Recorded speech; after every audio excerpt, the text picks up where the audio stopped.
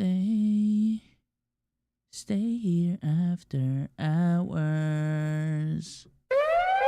I know you don't wanna live. Hold on. We don't gotta take it slow. I'ma hit the gas if you're ready to go. Oh shit, man. I wanna be nasty. Yeah. I'm not trying to let you down. Yeah. You know we gotta start off with music, chat. You know we have to start off with music. Hold on, chat. Hold on. I gotta adjust these new things, man. Ladies and gentlemen, boys and girls, welcome back to another episode of Sipping with Souls, man.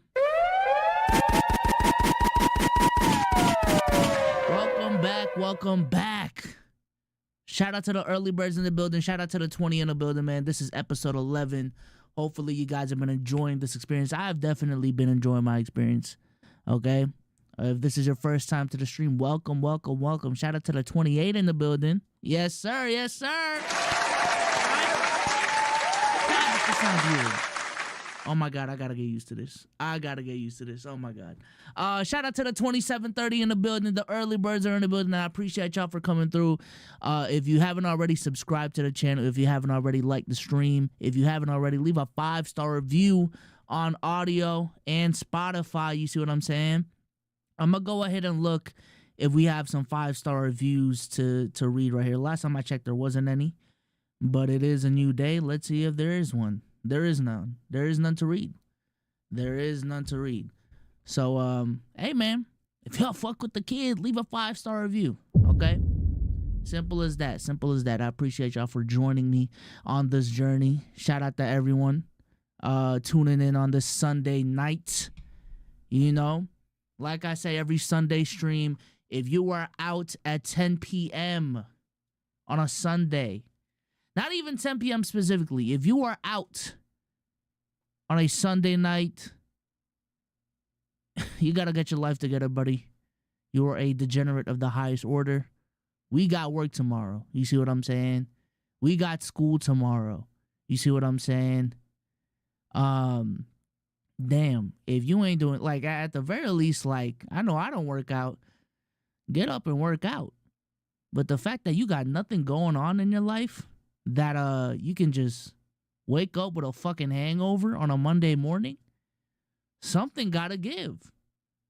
You know what I'm saying? Something gotta give. And no, don't give me the exceptions of I'm working tonight, okay? Of course, if you are working on a Sunday night shift, I'm not talking to you. I'm talking to Jeremy from third period, who is going out tonight trying to get drunk off the White Claws. You see what I'm saying? Got no job. Gotta ask for mom to pick him up. You know, living on the couch.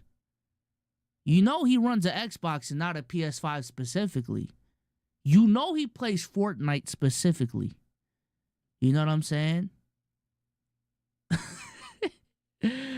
Yo, y'all keep acting like y'all don't know what I'm talking about, chat. You know what I'm saying? Y'all keep acting like y'all don't know, but y'all do know. So, some housekeeping things. Y'all might have noticed something new with the set. Okay, very subtle changes, but very, very purposeful changes. Y'all will see, hopefully by the next pod, exactly why I'm doing these changes. But I'm very, very excited. For one, new vinyls in the background. Hold on. I know y'all see the new vinyl. For the audio listeners out there, you know I had to get the Sabrina Carpenter vinyl. You see what I'm saying? There's another vinyl that I bought right here, but you will only see that on the new angle that I might have for the show coming soon. All right, we got to get off the table. We got to get off the desk, man. We got to look professional out here. You know what I'm saying? We got to look like we fit in. And I'm going to give y'all a sneak peek of what I've been cooking up, okay? All right, so boom. Y'all shouldn't even hear that. I'm going to give y'all a sneak peek of what I got cooking up, okay? So, this is what I got cooking up, okay? This is the new and improved, I think, set for Sipping with Souls that I've been building out, adjusted some things in the room. You see what I'm saying? Ideally, chat, I'm gonna be sitting down on this little, not couch, little love seat. You know what I'm saying? I'm gonna have like a table in front of me so I can pull up things, a wireless keyboard and mouse. You see what I'm saying? And hopefully it looks fire. Hopefully it looks fire. I think it's gonna look good. But as you can see, the two vinyls in the back. It used to be, if you're really tapped in, it used to be Astroworld and Graduation. But I'm like, I gotta, you know what I'm saying? I gotta switch it up. I gotta show the girlie some love. I gotta show the R&B girl some love. So I got SZA, SOS to my right, and Short and Sweet to my left. You see what I'm saying? So that's that. And then another minor change. I don't know if y'all have noticed this. Not wearing headphones today, y'all. Not wearing headphones today. I bought essentially these PC AirPods to keep it short. Essentially, I bought I think these are Steel Series. I bought PC AirPods so I can be a little bit more hands-free. You know, the set looking a little bit more professional. We're making upgrades out here, okay? Long story short, chat, we are making upgrades out here. If you want to support the stream, like I said, like, subscribe, leave a 5-star review, but also leave a super chat, man. Leave a super chat. I read any and all super chat. Shout out to Jermaine Brothers for the $2. Sending love to everyone, and let's keep it a buck. And you're first. I appreciate you, man. I appreciate you. We will be potting tomorrow. So I appreciate you. I don't know why these fucking feel so weird, chat. Oh my God. I gotta get used to them. I gotta get used to them. But we'll get there, though. We'll get there, though. As far as what I'm sipping today, typically I sip an alcoholic drink, but not today, y'all. Just wanted to keep it light. I got a digestive drink from Dole. Okay. This is pineapple and banana. I'm gonna be honest with you. These shits just taste good. Like, I'm gonna keep it a stack, chat. Has nothing to do with the health benefits of it. These shits just taste good. Oh my God. I know y'all just heard me slurp like crazy, pause. But no promo, definitely suggest. And also sometimes there's nothing wrong with water, man. I think there is actually a problem with people who refuse to drink water, with people who try to do everything and anything to drink anything but water. You see what I'm saying? Now you gotta put, now you gotta drink juice. Now, there's soda. You know, I want to get the lemonade. Let me get the Gatorade. You know what I'm saying? I listen. Sometimes you just gotta drink water, okay? Actually, a lot of the times, you just got to drink water, okay? God, it's the cheapest drink you can get. It's a top 2 drink of all time. To me, it's number 1, for real. And some of y'all just want to find any and every excuse to not drink water. Drink some fucking water. That's why your pH levels are off. You see what I'm saying? We gotta get correct. We gotta get correct out here, man. It's getting out of hand, chat. It's getting out of hand, and I'm really getting tired of it. I really am. But before we get into the topics we got today, let's go ahead and do a roll call real quick. Big roll call. I sound muffled in my ears. Like, this sounds crazy. Shout out to J-Man. Shout out to TJ8. Shout out to J-Town. Shout out to JC. Shout out to Hunter. Shout out to Spy Cloud. Shout out to Jakey Bo. What's good, man? I remember you from Twitch, the Twitch days. I remember you from that Ox battle too. But we don't talk about that. We don't talk about that. Shout out to Quan, shout out to Problem, shout out to Nat Case. My bad if I mispronounce your name. Shout out to Synthenize. Shout out to It's Not Young EA. Shout out to TTP Primo. Shout out to A-Kid Live. Shout out to Jeremy Day. Shout out to JC. I'm pretty sure I already said JC. What's good, y'all? What's good, y'all? Welcome back to another episode, man. I have a fantastic show today lined up for y'all. With that being said, let's go ahead and get straight into the business, okay? Let's go ahead and get straight to the meat and potatoes. All right? Starting with this take from the Let's Keep It a Buck community. I don't know why this was in the Let's Keep It a Buck community. But let's keep it local. Let's keep it local here real quick, all right?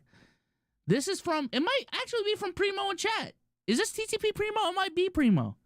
Hot take of the week. Legend of Winning is the GOAT of NBA YouTube. His versatility and ability to make great content is unmatched. Okay? I don't know why he put in the Let's Keep It a Buck community when Low has his own community. You know, I feel like it's a little bit more fitting in there. But if you wanted to get it off in our community, you know, it is what it is. It made rounds, though, to Low's community, so he knows about it. You see what I'm saying?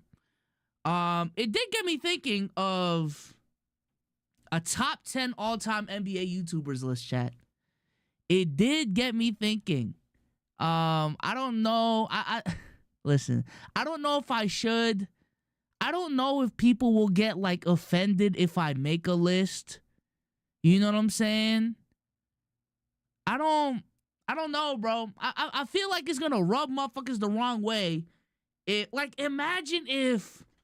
Because I can't say I'm in my top 10. I don't know if I'm top 10. I don't know. Maybe. I don't know.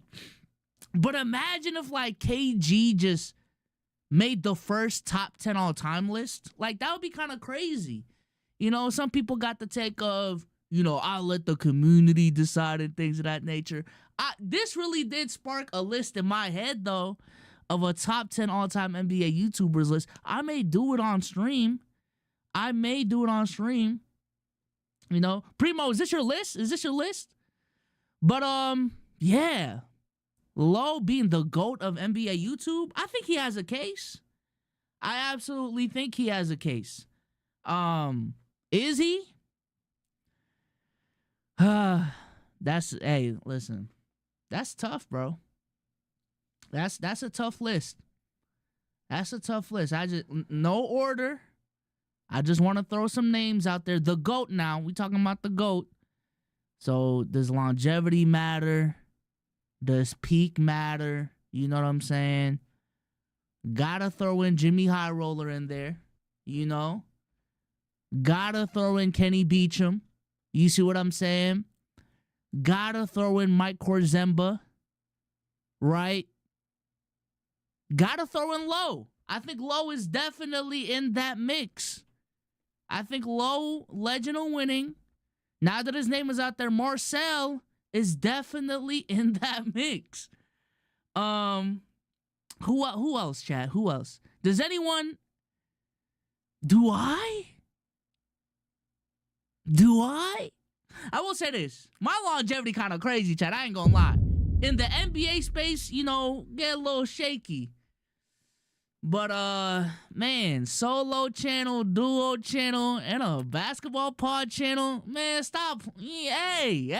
You gotta, hey. You see what I'm saying?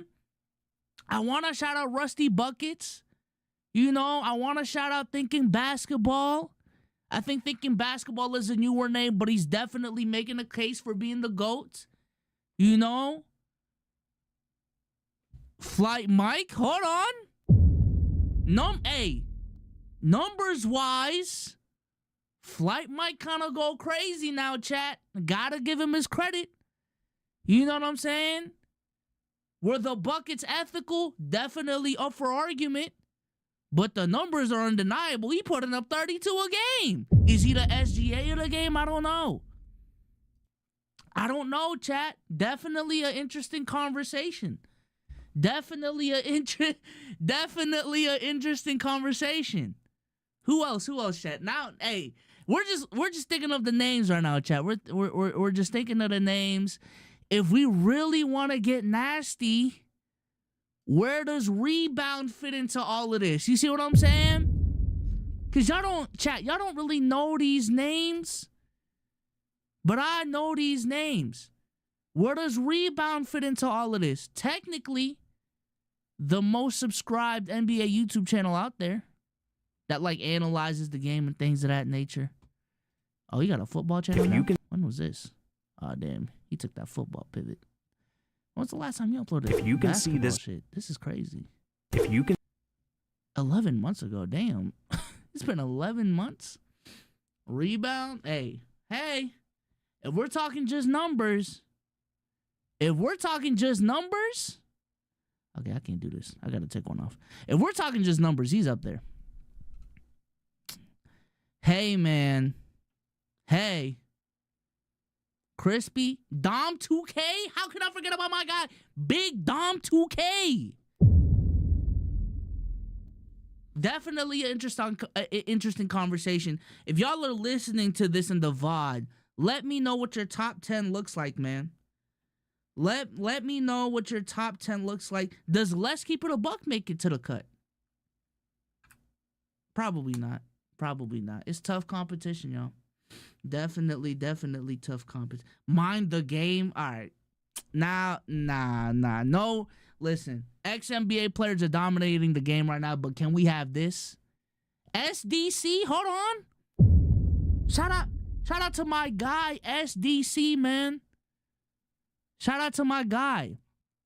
Respect to Kenny, but I always think of him as Kenny before Kenny. You know what I'm saying?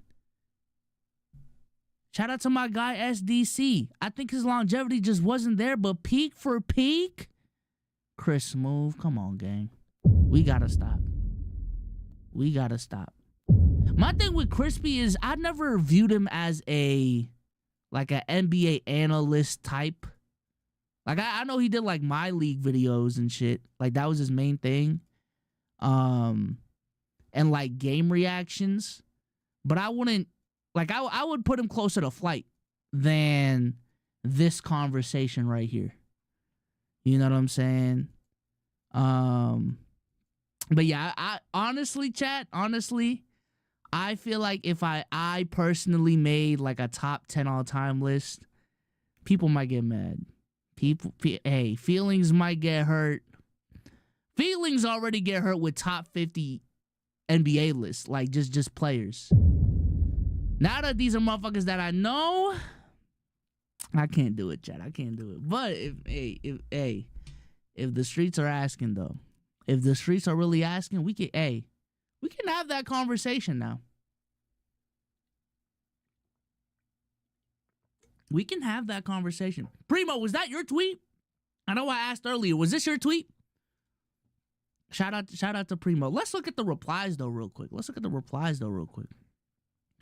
Saying this in the Let's Keep It a Buck community when Prime B SOLZ is right there is crazy. Look at you. They not hip to the Curry versus Russ 2017 vids, GOAT. I'm gonna keep the legacy alive. Head ass. Nah, I mean, if we're talking about GOAT, it can't just be Prime, I feel like. You know? And Low's even back then, Low was pulling numbers. 100% the GOAT. I hope one day he is given a shot similar to Kenny to make it on an official broadcast and actually give some analysis. He definitely deserves it. The man does the job better than anyone on ESPN or Fox. Low knows ball. L-Take, stop listening to people who never played a game and just yell, he ain't good at what he do. If you just trying to get players to react to dumb shit. Okay. Damn. Sometimes you just gotta check chat. So what's the criteria? Hey, the criteria is not set. There is no criteria. Y'all can make up whatever the fuck y'all want. Y'all can make up whatever criteria y'all want, you know? But let's go ahead and keep it pushing, man. Let's go ahead and keep it pushing. Okay. Speaking of takes, this is actually, the main thing I want to cover in this stream. Complex put out a god awful. I can't say god awful yet. Complex put out another one of their fantastic lists. You know what I'm saying? When we really talk about top 10 lists, Complex knows how to hold it down, okay? So this is Complex's list, all right? The top 10 most powerful streamers in hip-hop. I don't know why they have like a recent I know why, actually. Complex is trying to stay as hip as possible, bro. They are trying to stay with the times as much as possible, and it just feels so inauthentic, chat. It just feels so inauthentic because I know y'all didn't care about streamers. I don't know why I started there. Because I know Complex did not care about streamers until Kai blew up. That's just a fact. That's just a fact. They had one of the biggest hip-hop streamers on their platform in DJ Academics this whole fucking time. Let him go. He goes, does his own thing. And throughout this whole time, they never even acknowledged Act's success until Kai blew up for real.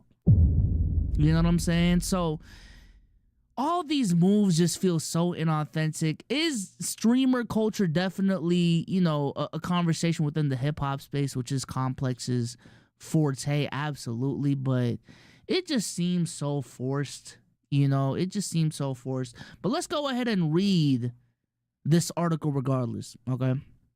I want to be a streamer one day too. I heard they pay better than rap. This was a message platinum selling rapper Polo G posted on his Instagram stories back in January.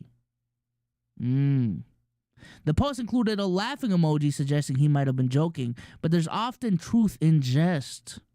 I love these. Hey, I love these intro paragraphs they always have for these lists, man.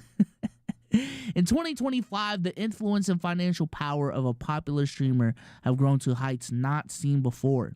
And while the idea that streamers are the new rappers might be an exaggeration, it's clear that the two have become intertwined. You see what I'm saying? You see what I'm saying? In many ways, streaming and hip-hop share a similar ecosystem with overlapping audiences, mainly young males with time to kill. Damn, that's the overlap. Chronically online males, because that's really what they wanted to say. That's really what they wanted to say, bro. Over the last decade, streaming has evolved from being primarily video game based to a platform that encompasses all of pop culture.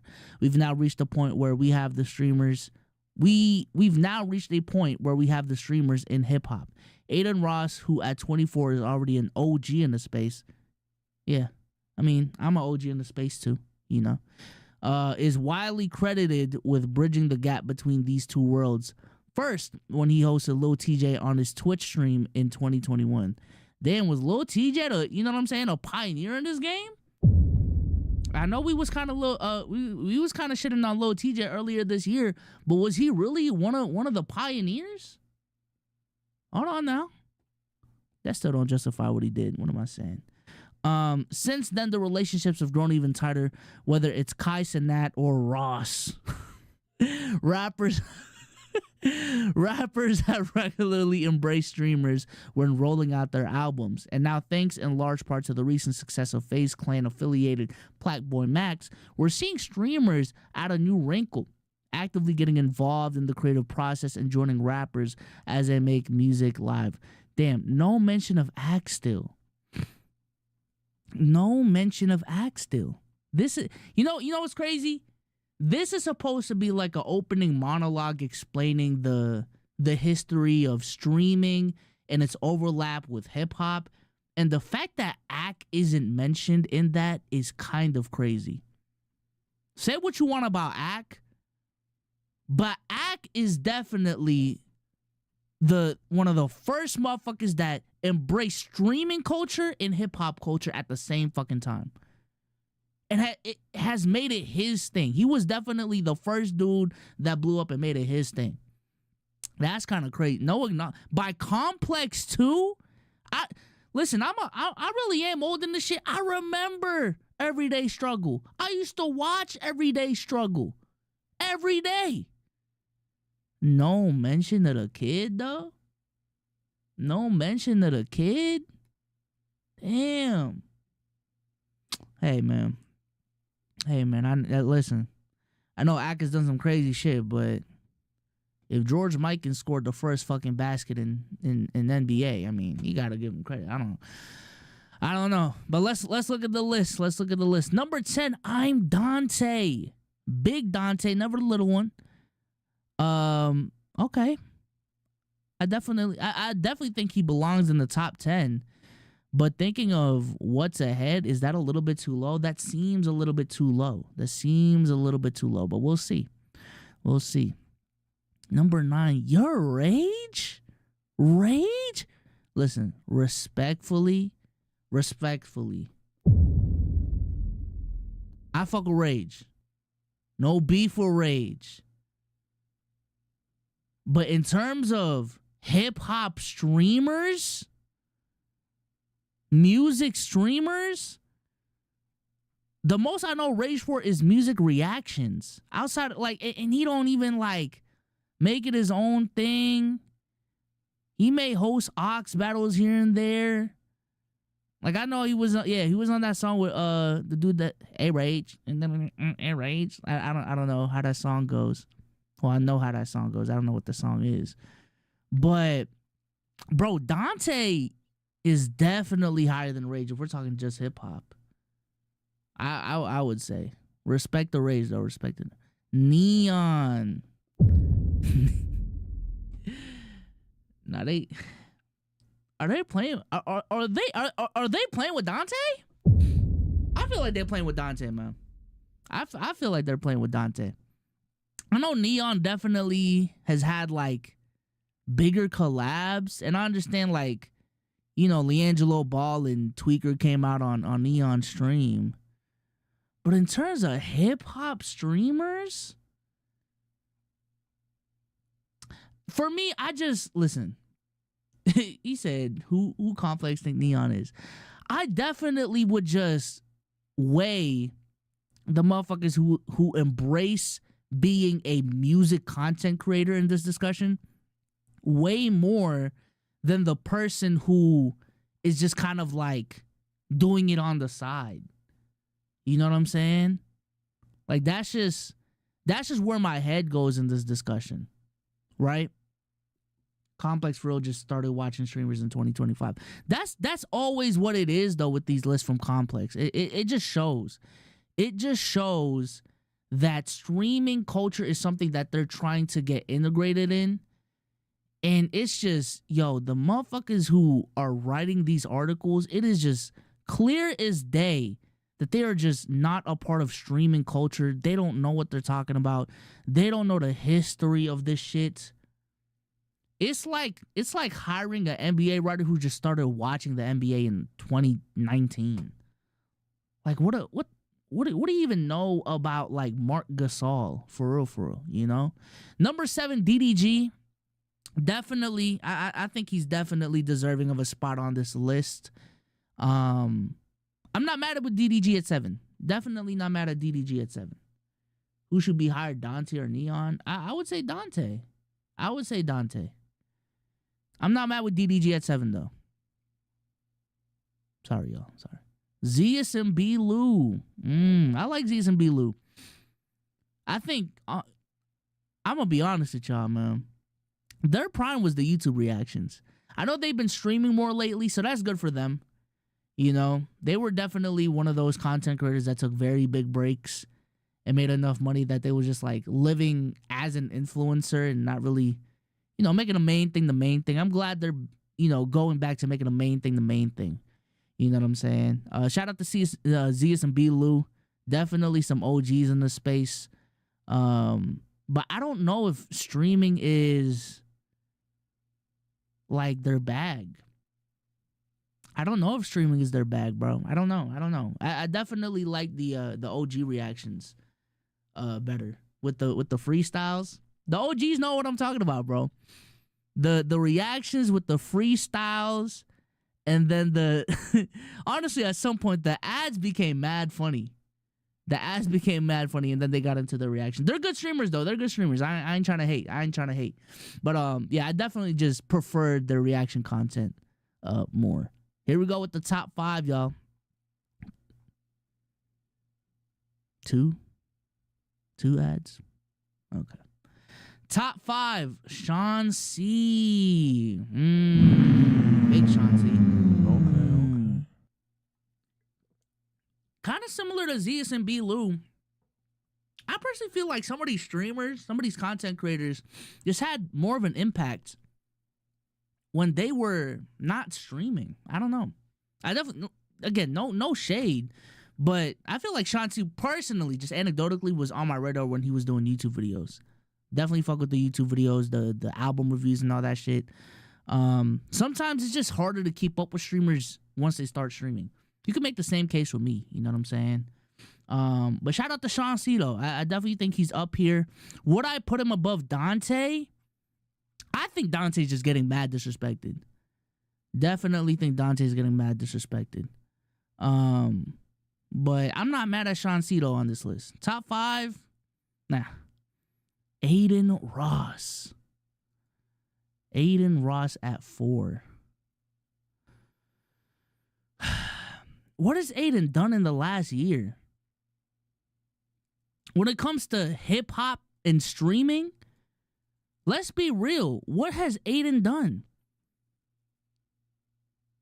Now, let's keep it a stack, because he definitely had that run in 2021 where he had Uzi on, he had Lil TJ on, he had Tory Lanez on. But in 2024, 2025, I don't think Aiden deserves to be on this list.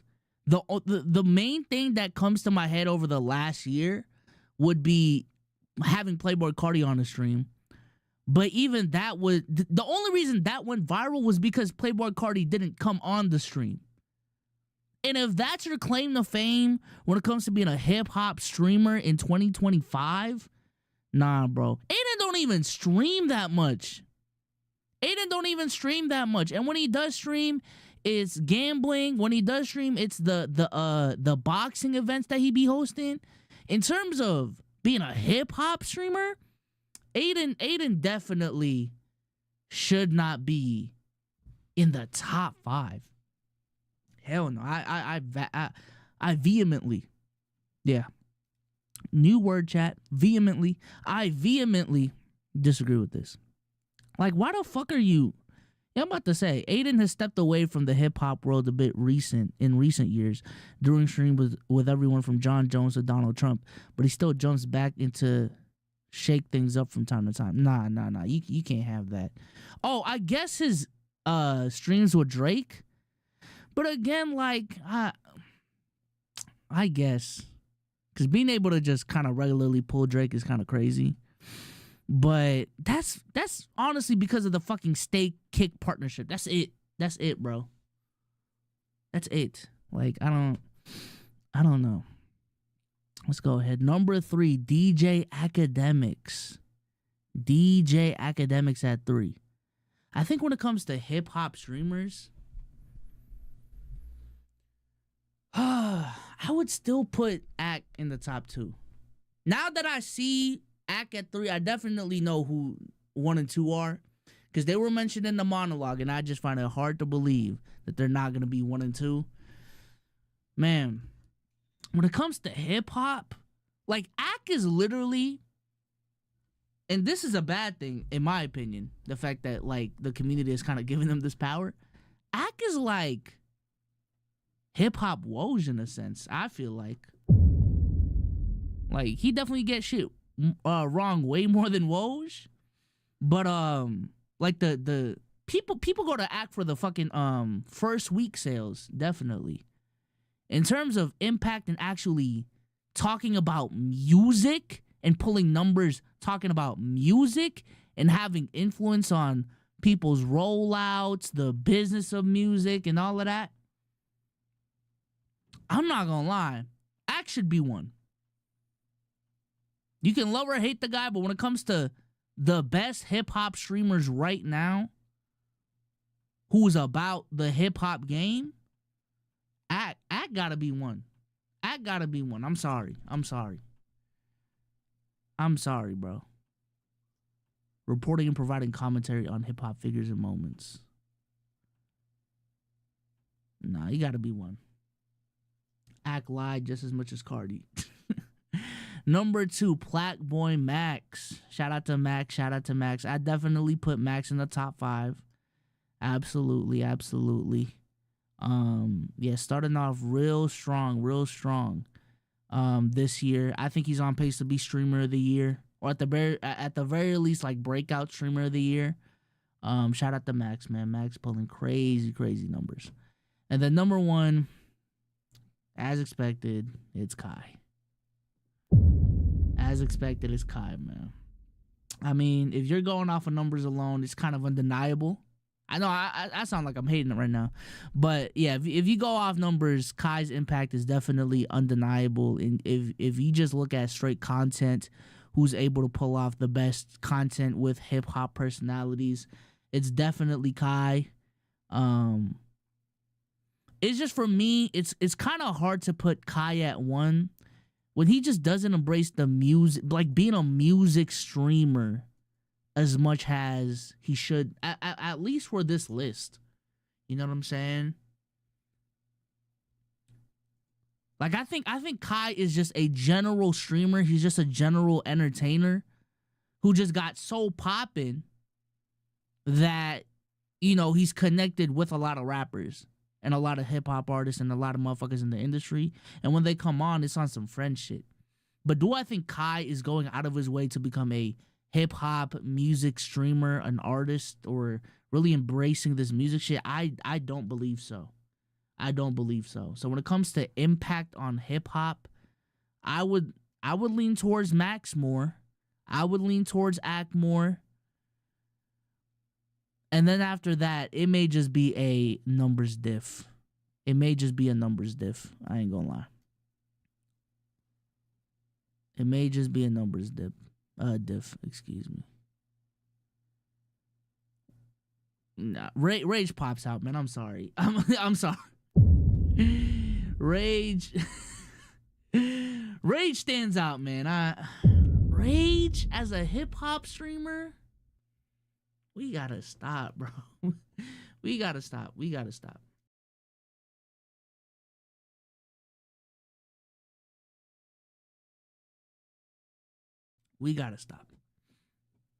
But shout out to Complex for the list. Those are just my thoughts on the list. Calm little list, man. The Benji Blue Bills connection carried. Oh, you talking about the A-Rage shit? A-Rage. A-Rage. Head ass. Listen, man, shout out to the 100 in the building. I appreciate y'all for coming through. Super chat if you haven't already. Like the stream if you haven't already. You know, we're doing some big things, man. Shout out to the 100 in the building, man. Super chat it up in the chat. I will read any and all super chats. You know what I'm saying? Let's go ahead and keep it pushing though. Rage is probably on the list for his connection with Ski and DJ Scheme. Maybe. I don't wanna go on Rage too much. Now he's gonna take it as disrespect. It's not no disrespect shit. That's just my opinion. Also, does the NFR podcast stream? I feel like the NFR podcast, as cringy as they can be at times, you know. Welcome. Let's see. Okay, they haven't streamed in 2 months. Okay, they don't count.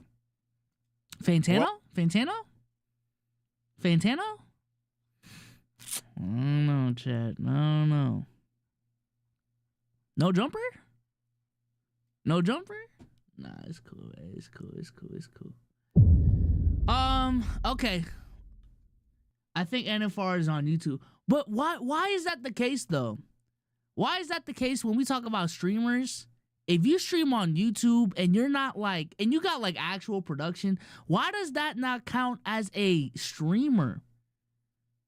Like, I feel like right now, chat, me streaming on YouTube, I feel like people wouldn't look at me as a streamer because I'm streaming on YouTube. Like, it's weird how we have these discussions. It's definitely weird. Like, if we made a list of top 10 political streamers, right? You would go Hassan, you would go Destiny. But why, I understand this is going to be a crazy name. Why is Candace Owens not in that discussion? I just found out her channel a couple days ago.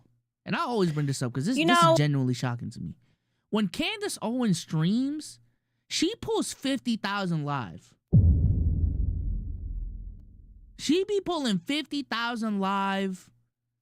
And y'all know how big 50,000 is like. Kai speed numbers, like not even exaggerating. Like a regular stream with no guest, no big event, those are Kai speed numbers. But if we're having conversation about the biggest political streamers in the world, Candace Owens is not in that discussion. I don't know. It's definitely weird. Definitely weird. But hey, that's just a theory though. That's just a theory. Just to get some funnies out the way.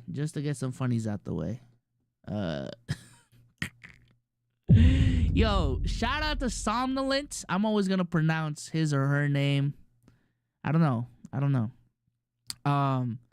Shout out to Somnolent, man. Hold on, let me look up the channel.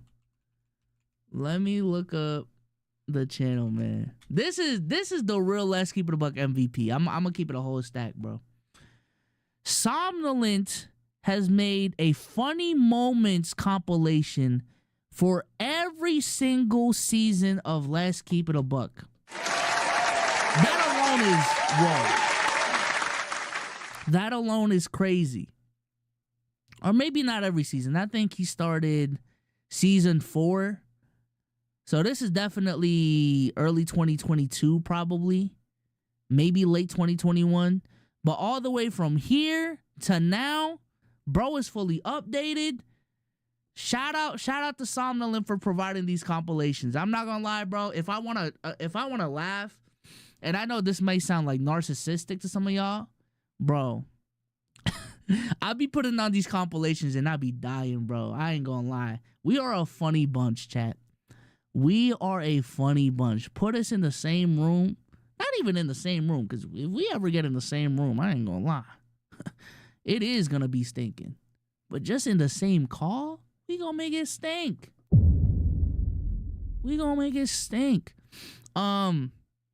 But yeah, he made a Let's Keep It a Buck funny sus moments compilation. And it's 3 hours and 13 minutes long. Listen, I know we say some sus shit. We say a lot of sus shit. This is the equivalent of the NBA putting out a 4-hour compilation of LeBron James's clutch moments. This is what this is.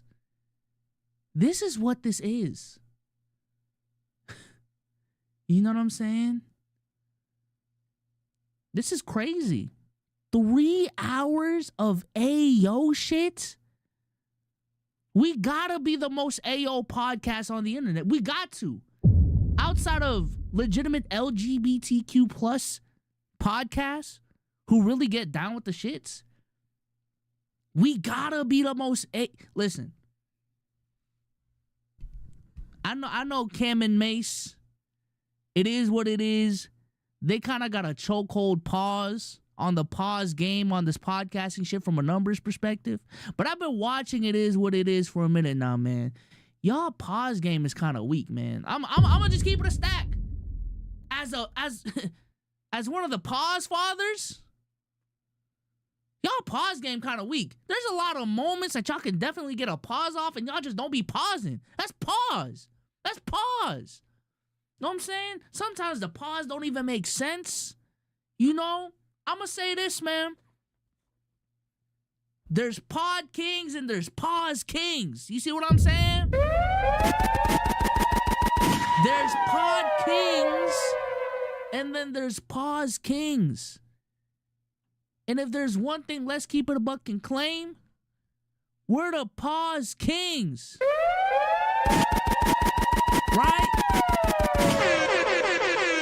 We going pause with any podcast on the internet. And that's a fact. Line us up, 1v1. Match us up, chat. Line us up. We out pausing everyone. You see what I'm saying? If this is our claim to fame, this is our claim to fame. I don't know what to tell you, man. Hey, if you want the beef, we got the sausage. No pause. You see what I'm saying?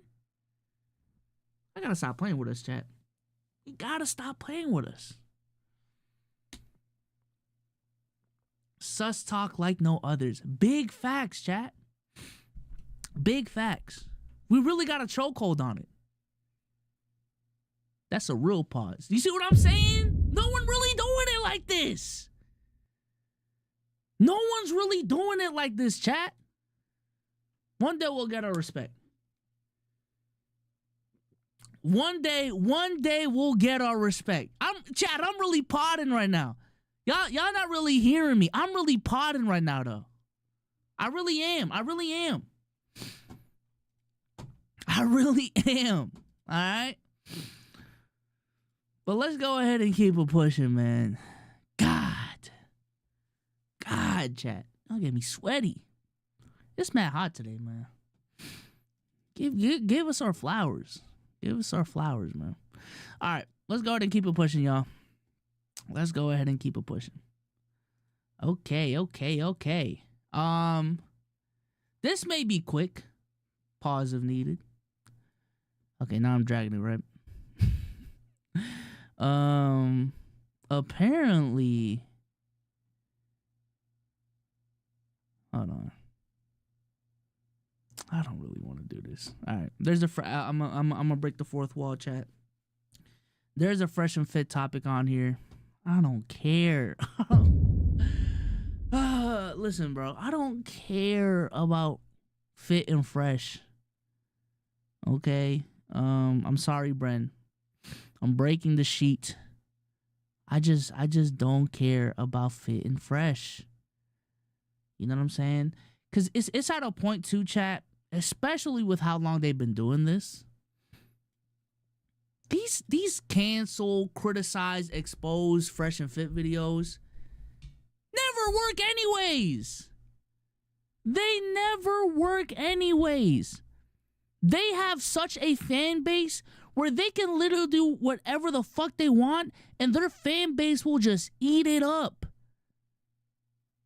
Their fan base will just keep on going and getting on their knees and slurping it up like they're Tiana Trump. They don't give a fuck what these other expose channels do.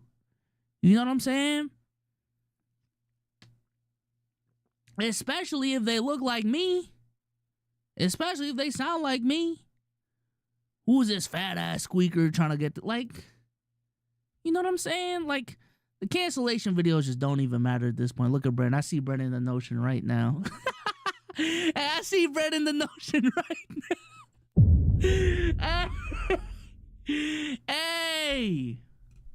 I see Brent in the Notion right now. He's typing it up like it's a Google Doc, bro. No, that's crazy. Myron didn't like that. Did he see my clip? Did he see this right now? Bro, because it's true. It's true. It is true. And if that's the thing I guess I need to get off about this whole situation, cancel culture does not work on Fresh and Fit, bro. I'm sorry. I'm sorry. I'm not gonna lie. There's a level of extreme that you go where cancel culture at this point in time literally just does not work on you anymore. Because of the fact that there's such a big anti-culture now. If you get canceled by one side, the other side is gonna pick you up. That's what it is. That's literally all it is. There is no cancellation there's a cancellation on one side of the fence, but in terms of actually deplatforming someone, that shit probably doesn't exist. I ain't gonna lie. It doesn't work on a lot of people now. I feel like cancel culture now too is like a boy cried wolf situation. where everyone and anyone has just been getting canceled nowadays. We don't know what to believe. We don't know who to actually hold accountable for. Now it becomes this ranking system of like, I mean, people have been canceled for worse, you know? It's just, people don't care. People don't care. And at a certain point, I don't know if that's good or bad. Or in this case, bad or good. Because I feel like at some point, bro, people do have a lot of fake outrage on the internet. People really do act like they care about certain topics. And if all of this is pushing in the direction where people just start being real with themselves and acting like, you know, they don't really care about a lot of this shit. You know, people start realizing that a lot of this shit doesn't actually affect their personal life. Then maybe that is the outcome that we should be looking for. I don't know.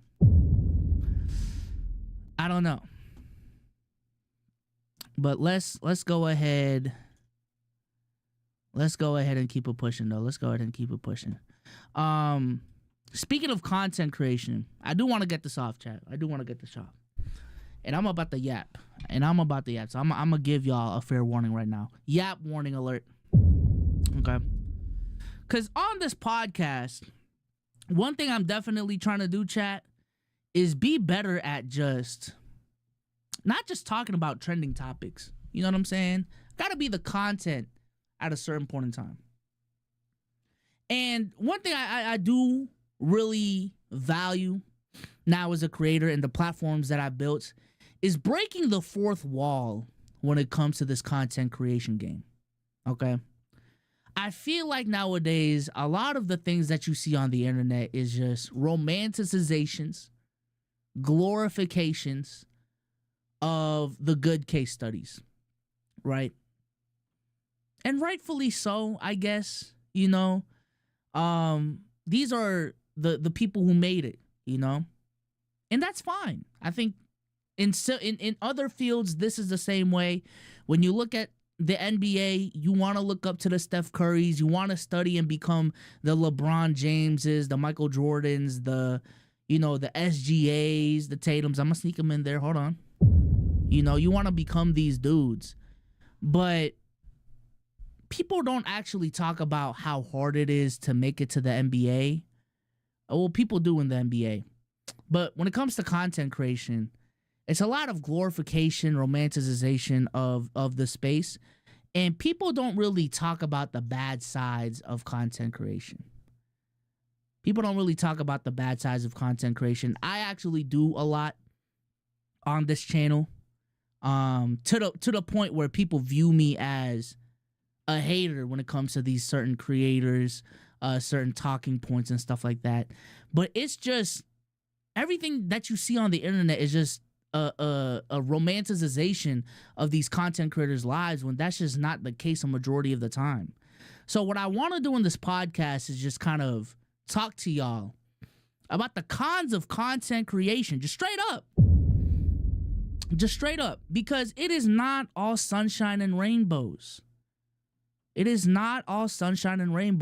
Specifically, I want to, the real inspiration for this topic is, and we discussed him on the last podcast, is the dude who dropped out of college for the chance to be picked for Kai Cenat's Streamer University.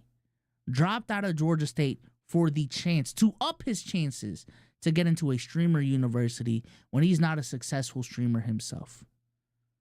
And I think that right there is exactly what I'm talking about. You know what I'm saying? Everyone preaches this whole chase your dreams, bet on yourself mentality, but you only see the bets that work out. You only see the Kai Cenats. You only see the Agent Zeros. You only see the Aiden Rosses, the iShow Speeds, the Plaqueboy Maxes. But what about the streamer that's been grinding for 2-3 years now, has been doing a lot of the best practices of the game? You know what I'm saying? Repurposing, clipping up their streams, doing the groundwork, and it just hasn't worked for them. You know what I'm saying? We always look at the successful artists. We look at, the Drakes, the Kendrick Lamars, and we get this in other fields, right? We get that there is this thing as the failing artist, the broke artist, the people who go to LA chasing their dreams, and some people end up being Brad Pitt, other people's end up failing and being homeless on the street. But we don't talk about that when it comes to content creation. We don't talk about that. So in terms of the cons when it comes to this game, I think the first thing is I think people definitely underestimate how hard and how much self-discipline you need to continuously make content without getting any views on it. I will say this is a part of the game that gets easier once you get a footing. But those first 2 to 3 years, when you're doing a lot of work, not paid, and when you upload it, you're only like 20 views is a good video. Those are when you get really tested on if you really want to do this for real. For real. And now with TikTok, the bar is a little bit higher.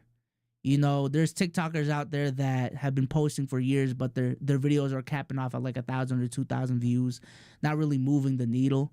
But those times are really, really challenging. And people, the people who talk hot shit and then try to get into content creation, what typically happens is they have this mind, they have this vision in their head of, yo, I'm about to start creating content, and a year from now, I'm about to go crazy. A year from now, you may have 500 subs, and that's it. You may not have 100,000 views. You may have better videos and all that shit, but that doesn't necessarily mean that you're going to get all the money and the success that you wished that you were going to get in this space. That's just not how the game works. That's just not how the game works. And people really do underestimate that when it comes to being a creator. The amount of free work that you do in the beginning. You know what I'm saying? Shout out to Cardiac in the building. We're talking about cons of being a content creator right now. Cons of being a content creator. The second part of this that I want to tackle is the instability of the industry. The volatility of your income. People don't talk about that, bro. People don't talk about that. I want to preface all of what I'm saying, but by saying that I'm not saying being a creator is easier than the 9-to-5. I'm not saying it's easier than being a regular job. There are certain things that just people don't take into account when it comes to building out a proper channel, a proper fucking social media page that just gets lost in translation. You know what I'm saying? And the volatility of your income on a year-by-year basis is just insane. The volatility is easier when you have years getting millions of dollars in this shit. When you have years of getting 500,000, 400,000, it's easier to have a down year when your fucking bank account got that much in it. You know what I'm saying? And even then, lifestyle creep happens and all these different things, right? But the reality is, for a lot of creators, that is not the case. There is this silent class of creators that I'm going to call the middle class content creator. And these are content creators that have become successful enough to make a full-time living in this space, right? But not successful enough to classify themselves as rich. And I have been in this creator middle class for fucking years now, right? I'm going to break the fourth wall. Every single year, I'm making around 80,000 to 130,000 a year, right? Really good money. Really good money. I am blessed. I wouldn't be here without y'all. The opportunities that I've had, I'm definitely grateful. I make good money, chat. But that is not fuck you money. That is not buy whatever you want money, right? And the volatility of your career, not knowing what the next year is going to be, not knowing if this is the year where you fall off or if this is the year where you take that next leap. That's something people don't talk about. That's something people don't talk about. And what people don't talk about is when you have that drop-off year and the numbers look kind of crazy, you're not able to afford the things you were able to afford previously. What is your backup plan? Especially for the creator who's been in this game for years at a time now, who's been out of college, in my case, 4 years now. For some people, it's longer. What happens when you fall off and have no backup plan? This isn't a field where there's going to be another fucking person. Well, technically creators do hire now, but it's definitely not as systematic, not at scale as, if you're working as an accountant for this company and you get fired at this company, there's going to be another company just looking for an accountant that you can be an accountant for. Like, this is not one of those fields. So what happens? Yes, other creators are hiring, but one, a lot of these creators probably already have, solid teams. And two, for the people who are hiring, do they have the budget to fit your lifestyle needs? That's a big question. People don't talk about these things, y'all. People don't.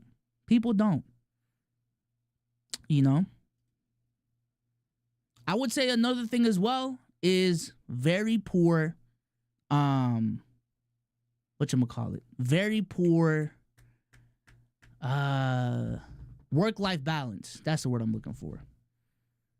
Very poor work-life balance. And also good work-life balance at the same token. It's a give and take. It's a pros and cons. All of this is pros and cons, y'all.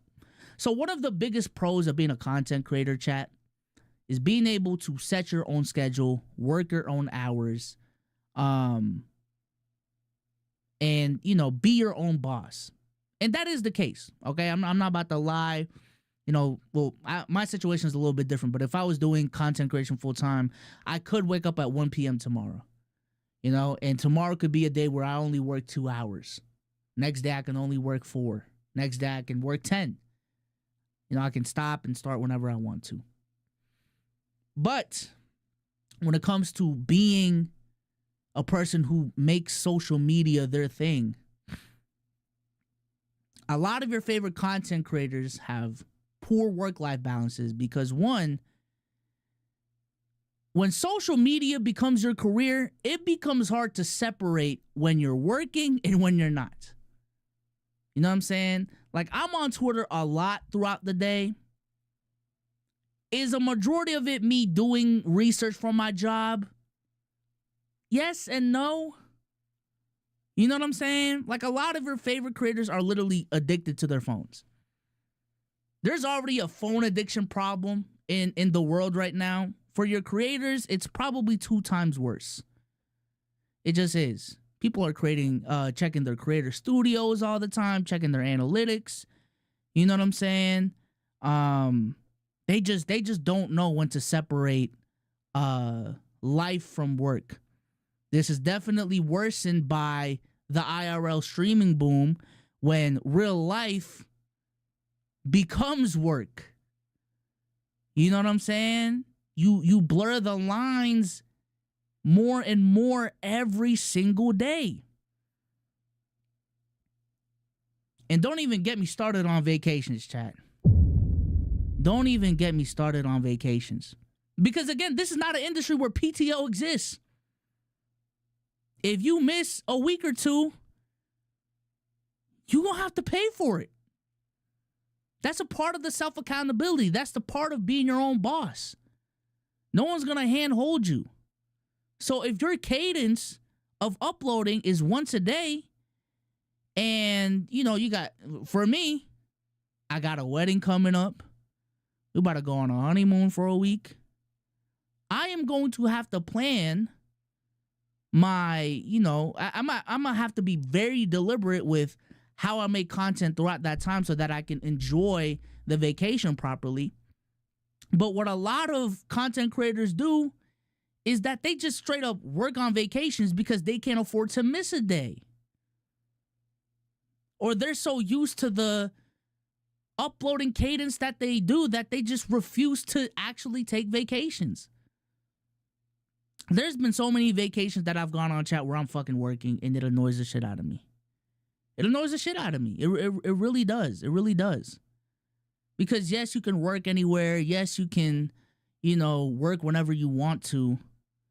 But it's also a case of, like, in practicality, you got deadlines to meet. You know what I'm saying? Especially if you got a team, like if you're paying for a production team, their revenue depends on your revenue. And 2 weeks off of YouTube, 2 weeks off of creating, that's a lot of time to just miss and do nothing with. You know what I'm saying? So, vacations definitely get tougher. It's hard to just literally detach from the world and relax. You know what I'm saying? It's damn near impossible. Especially when, again, you're just going on Twitter, you're just going on Instagram, and checking your job is like unavoidable. Also, some minor things. Taxes are mad annoying as a content creator. Really, just as a self-employed person. For those who don't know, a lot of the income that you get as a content creator is 1099 income. Okay, so what that means is you get the full check amount, but you're responsible for paying taxes on it by the end of the year, right? So, for people who have regular W-9 jobs, they take taxes out for you. So that what you get in your fucking bank account, that's money that you can actually spend. But for content creators, if you make over $600 a year, which a lot of your favorite content creators do, they have to pay taxes on all of their income, right? So if I receive $70,000 this year in profit, I have to pay taxes on that. And typically, it's 25, 28%. You can lower it by using some other tactics. But that's typically the rate, 25 to 20%. So now you got to get an accountant. Well, technically you don't need an accountant, but I would advise getting an accountant to do everything professionally and all these different things. And that's just being a business owner in general. But nevertheless. And also, I'm gonna say this right now, bro. It's easy to say that, you can just ignore online haters. But I don't think a lot of y'all really grasp the amount of hate your favorite your favorite content creators get at the scale that they do. I don't think y'all do, bro. I don't think y'all do. Because I know motherfuckers where if that one bitch from school comments on them, they're already crashing out. Imagine that times like 1,000. For real.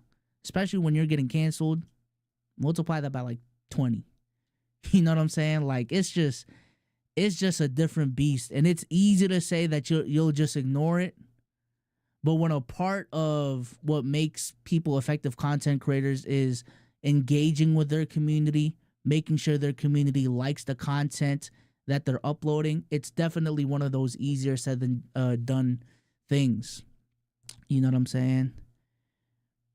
Cardiac says, man, even just my little puny 20K view video or the hundreds of views on my band channel. Yeah, it's insane because when you really put in your head and kind of visualize how many people 20,000 people is, it kind of just shocks you. Like, oh my God, that amount of people really just watch my piece of content. Now we're kind of numb to it because all these numbers are getting crazier by the day. But these numbers are not normal. These numbers are not normal whatsoever. Not normal whatsoever. Man, where do I even... I can keep going, chat. I ain't gonna lie. I can keep going. Another part is the field is unregulated. This is an unregulated. It is in the grand scheme of things, a new field chat. In the grand scheme of things, content creation is new. You know what I'm saying? And it's evolving every single day to become something even newer. So what that means is a lack of regulations that other industries, because they've been doing things for hundreds of years now, decades at a time now, have the luxury of having, because they went through the trials and tribulations of the generations past. I think a perfect example of this, chat, and I'm not gonna lie, I sound stupid now for not knowing that this was the case. I didn't even know there was an actors union. I didn't know that. When the whole we're entertainment, but the whole traditional entertainment industry was going on those actor strikes or union strikes, I'm just like, damn, I wish I had a fucking union. You know? But there's no YouTube union. You know? You don't even get benefits. That's another thing too. You don't get benefits being a self-employed person that a lot of, 9-to-5 jobs offer. Right? But it was kind of crazy to me, because it's like, I thought as long as you didn't have, I was at a point where as long as you didn't, I thought as long as you didn't have like a regular 9-to-5 job, you were just a self-employed ass motherfucker. Like, regardless of what job you do, if you didn't have a regular 9-to-5 job, if you were in the entertainment industry, if you were in sports, is kind of different, but that's just kind of how it's ingrained in my head because I'm so used to the sports conversation. But if you're in the music industry, if you're in the acting industry, if you're in, I don't know, the TV industry, all of these motherfuckers are just getting paid self-employed money. But that's not the case, right? You know, the whole, like, actors getting residuals for work that they had 20 years ago. Like, all that type of shit. Content creators don't really have that. Technically, they do because of AdSense when it comes to the residual shit. But essentially what I'm saying here is that this is a unregulated industry full of bad actors. Full of people who, especially in the beginning, do not know what their rates are, do not know what they're actually worth, do not know what they should or shouldn't sign. And even if you grow, even if you get up there, that doesn't mean you know. And it is very, very easy to get taken advantage of in this space because of the lack of regulations within the space. And there's pros and cons to it. The lack of regulations have definitely helped with, Twitch streamers being able to react to anime and music on their streams, right? There's been pros to it. There's been pros to the lack of regulation. But I'm a person who has legitimately been taken advantage of, because when I was 16, 17, when my channel was blowing up, I was reached out to by NBA playmakers. At that time, MCN partnered with the NBA. Me, 16, 17 years old, trying to get into the YouTube space, gets an email with NBA on it, thinks I'm about to work for the NBA, when in actuality, the terms that they gave me were shitty and exploitative. I don't even know if that's the right word, but in hindsight, they were exploiting me for not knowing what I was getting into. I ran it by my parents, but they didn't know what the fuck YouTube was. You know what I'm saying? A lot of your favorite content creators, they don't got motherfuckers that actually know in real life. They don't have actual references in real life to know what to do and what not to do. It's getting a little better now because the industry is being more established. But people get into bad management to this day. Even a lot of your favorite content creators, especially the ex-athlete, the ex-celebrity getting into the content space type. Just because they got a team don't mean it's the right one. You know what I'm saying? Because again, this is an unregulated industry where people don't know what they're doing. People can just sell you on the fact that they know what they're doing when they actually don't. You know what I'm saying? I used to work at marketing here. Oh, you want to, you want me to run your socials, big bro? Meanwhile, the whole time they don't even know what the fuck they're doing on socials. So it's just a lot, chat. There's a lot that I can get into. Definitely wish I structured this a little bit more. If y'all want me to run through this at another time, I definitely can. But long story short, chat, there are just so many cons when it comes to content creation that we just never talk about, because all we see is the money and the fame. All we see is everyone having fun. All we see is the crazy mansions and the bad bitches and the jewelry now. You know, we see Mr. Beast doing his thing. But nah, bro. Nah. And I understand a lot of people will watch this video and say, bro, just get a fucking regular job. One, I actually did. Not the most regular job in the world, but yeah, I am actually a man of my word. And two, this is not about bitching about being a content creator. Let me make that clear. This is not about bitching about being a content creator. This is just knowing what you're getting into. This is just me trying to educate motherfuckers as much as possible to know what they're getting into. Whenever you get into something in life, you got to know the pros and the cons. And ultimately, just what I'm saying is that we see the pros way more than the cons. That's all it is. That's all it is, man. But hey, that's just a theory, a game theory. All right, chat. Yo, Lake Show Yo is getting cooked on Twitter right now. Oh my God. Apparently, this is Lake Show Yo. Apparently, this is Lake Show Yo, chat. And Devin Booker fried his ass. God damn. God damn, chat. Yeah, he getting baked. He getting baked. And not even on like NBA Twitter is trying to bake him.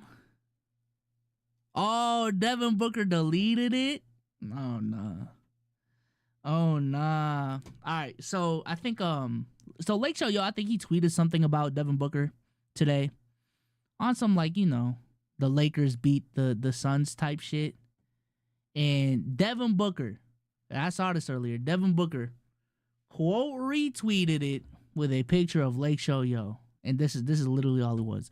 Apparently it's deleted by now. But boy, Jesus Christ, man. Jesus Christ.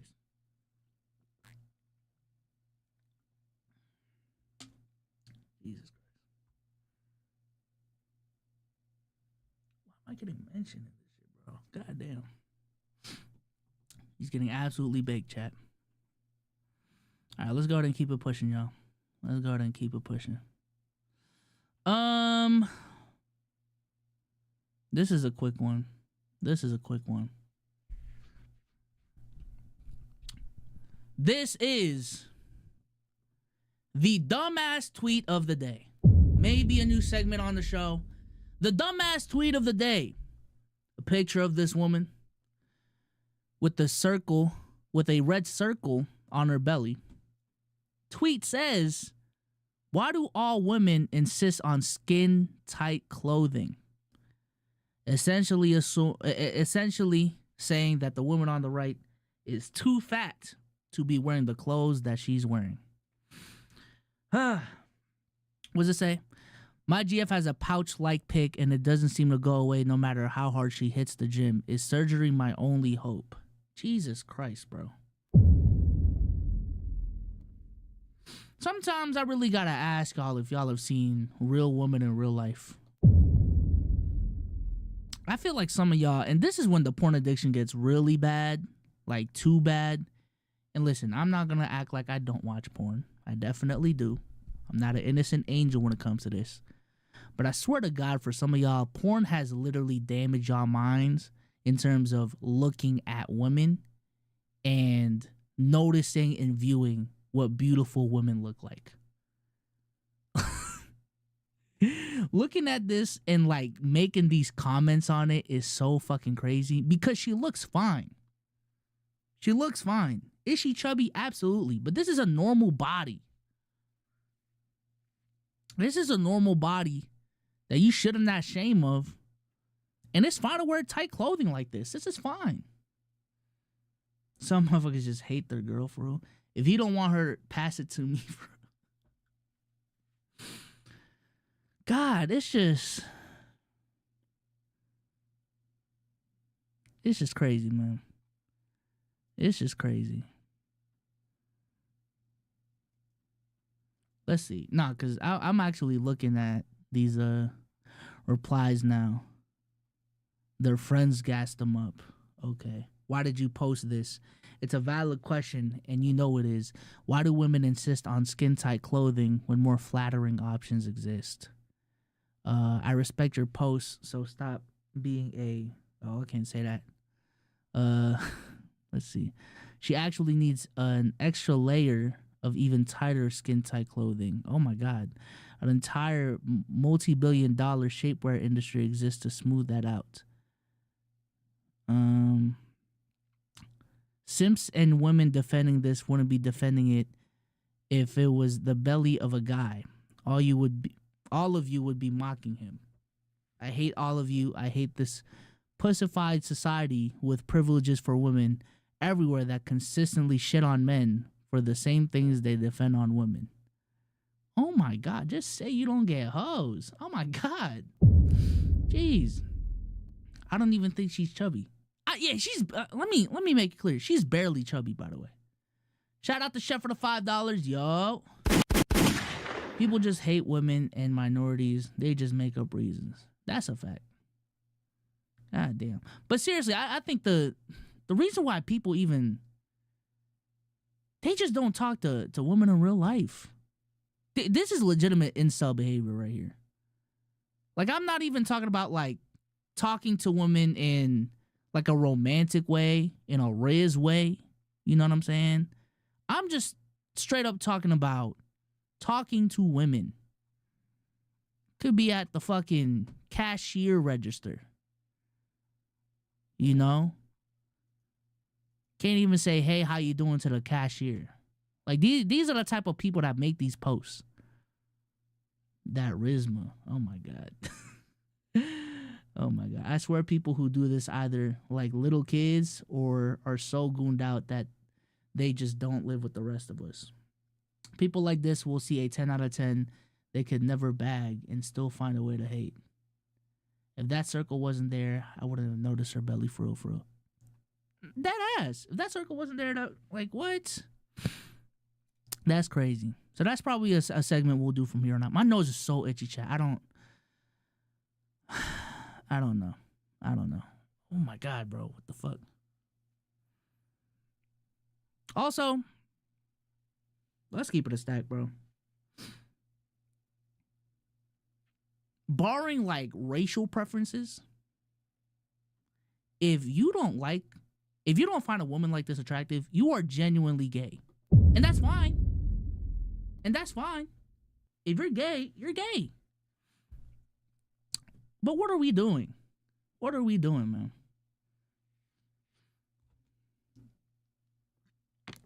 What are we doing?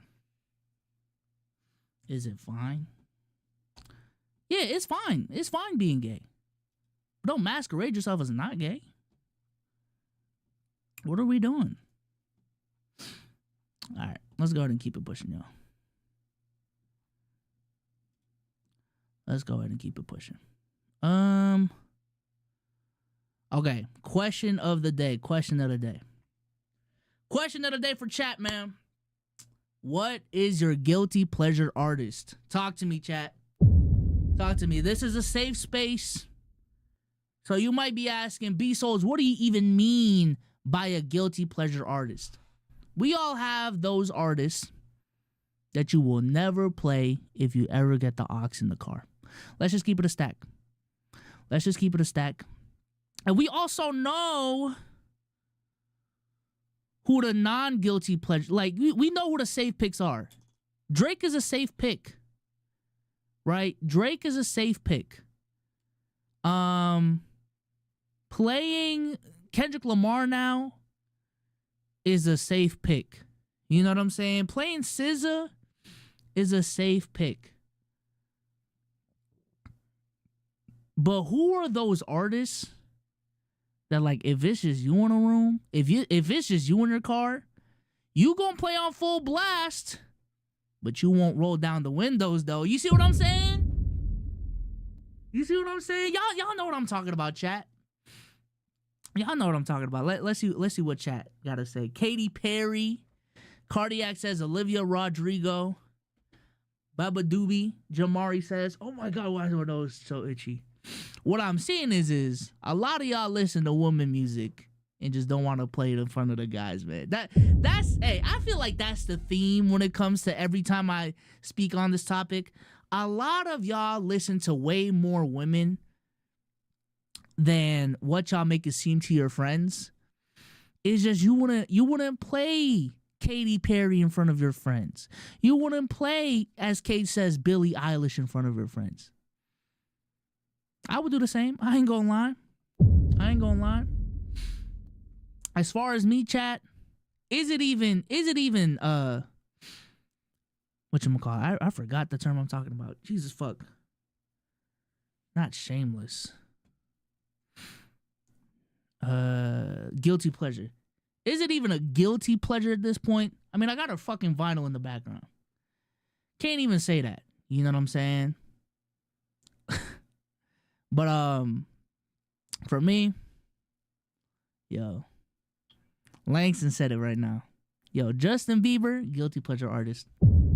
Justin Bieber is my guilty pleasure artist, chat. I ain't gonna lie. And mind you, I wasn't even a crazy Justin Bieber fan when he was in his prime, but specifically over the last 2 years, bro, Justin Bieber got some hits. Yo, I really want to play it right now, for real. I really want to play it right. Hold on, chat. We not even getting that many views. I'll play this shit. Hold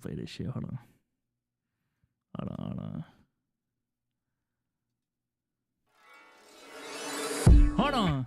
Girl, you don't know how I feel. Since you've been away, oh baby.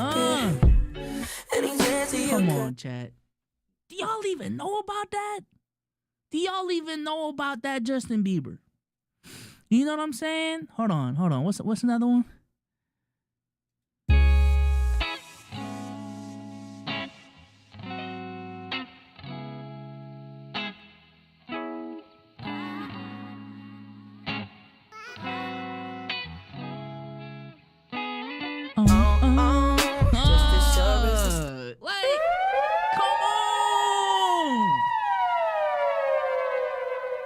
And there's this one kid that was on Rap on Radar lately. He's been kind of making some noise on TikTok talking about he's a new gen Justin Bieber. And there will never be another Justin Bieber. You know what I'm saying? I gotta play this one now. Hold on.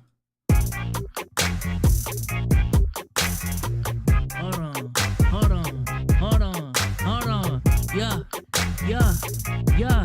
Don't do it to me. Yeah. Don't do it to me. Oh no. Don't do it to me. Hey. Don't do it to me. Hey. Don't do it to me. Focused, I'm focused. She got a body like that, I ain't never seen nothing like that.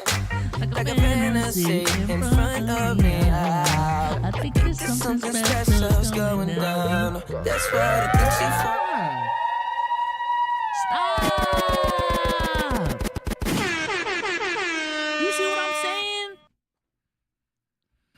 Justin really got it like that, chat. Justin really got it like that. Outside of that, I love my pop girlies, man. I ain't gonna lie. I love, honestly, all of them. Honestly, all of them. From Sabrina to Ariana to Baba Doobie. I'll even throw in some Tate McRae on there. I'll throw in Tyler in the conversation. SZA is in the conversation. You know what I'm saying? She may be R&B. I don't know. I count her as a pop girly. You know, who else is in here, man? Who else is in here? Shit, I even added some Mariah Carey. I even added some Mariah Carey on this list. On this playlist.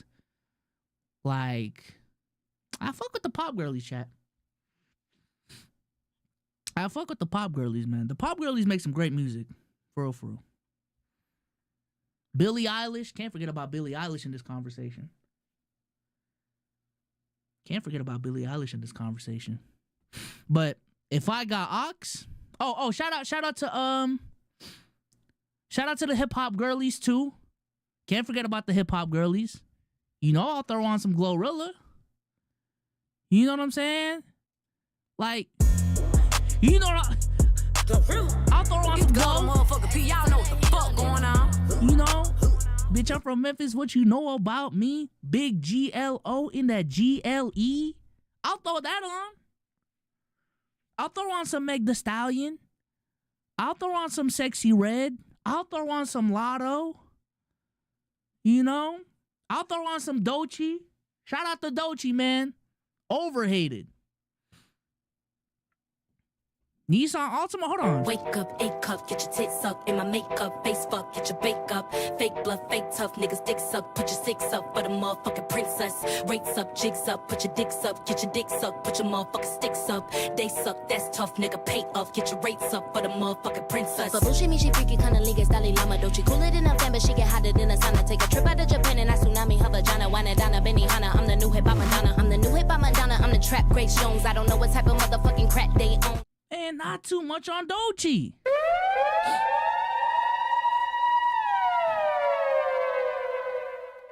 Yeah, man. That's really what I've been getting, chat. Maybe I'm projecting, but it just feels like for a lot of people, the guilty pleasure artist is always a woman. Just say women make heat music. Just say women make heat music, man. God.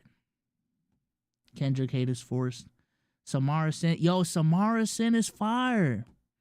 Samara Sin, we listened to her freestyle when I was streaming on Twitch. I think I added one song from her last year. Nah, she's fire. Samara Sin is fire. She's like if Doja Cat just took rapping seriously. Which I wouldn't want Doja Cat to do. Cause she got her controversies. But Doja Cat, hell of a performer, hell of an artist. But imagine Doja Cat, but just a rapper. And that's a fire artist too. Samara Sin is that. Yo, Samara Sin is fire. Oh, this is the one I added. Magnolia Rain. First of all, beat go crazy.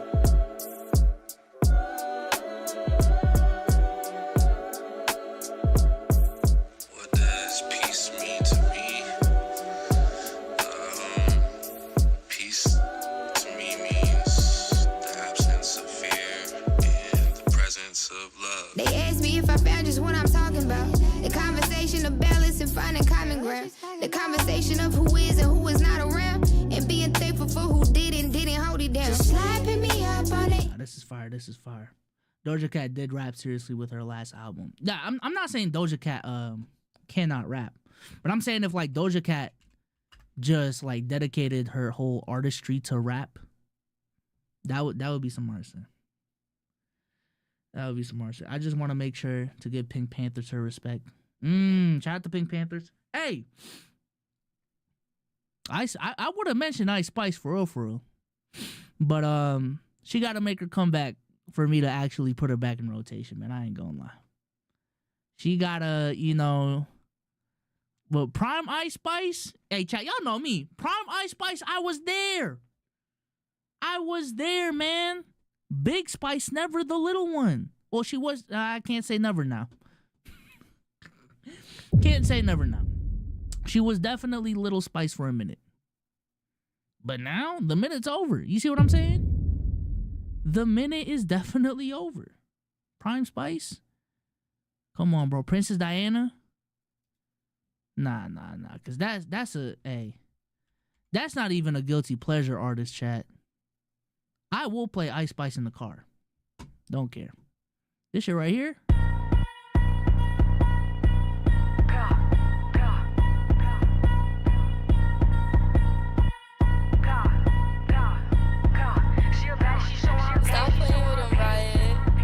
She a baddie, she showing her panties. She shake it like jelly. 100 bands of Chanel, but I'm still shaking ass in the deli.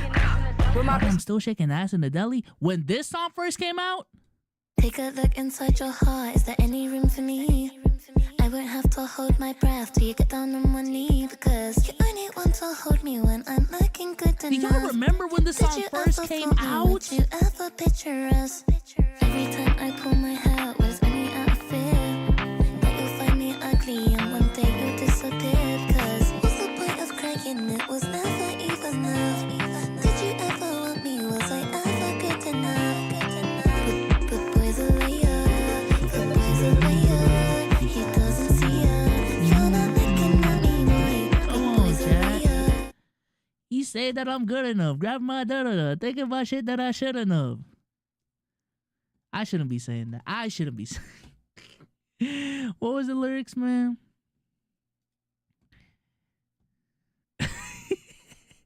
What did she say, bro? What? Chat, what did she say? He said that I'm good enough, grabbing my da-da-da, thinking about shit that I shouldn't have. So I tell him there's one of me. He making fun of me.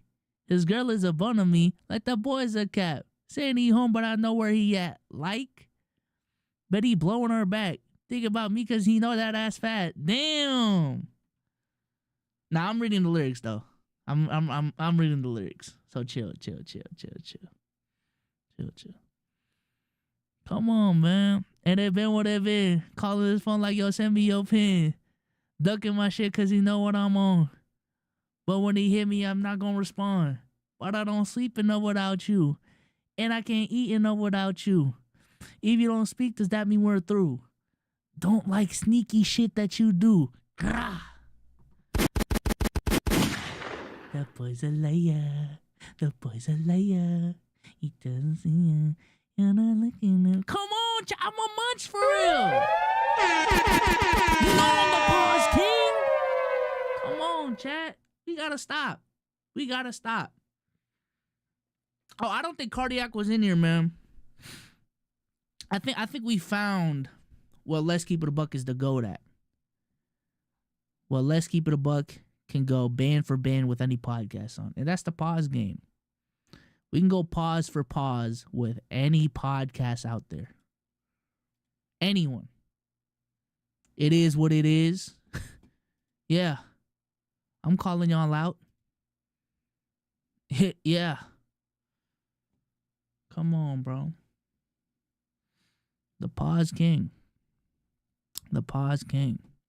Okay. Let's go ahead and let's do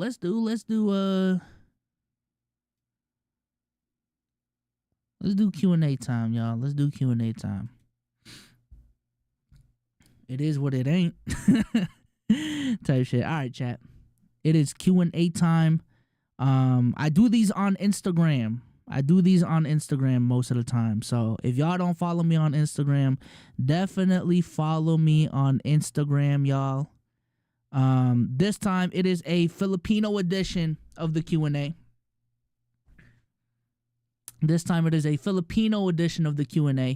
Ask me questions about being Filipino. Okay? If y'all want to get in some late submissions, go get your late submissions in.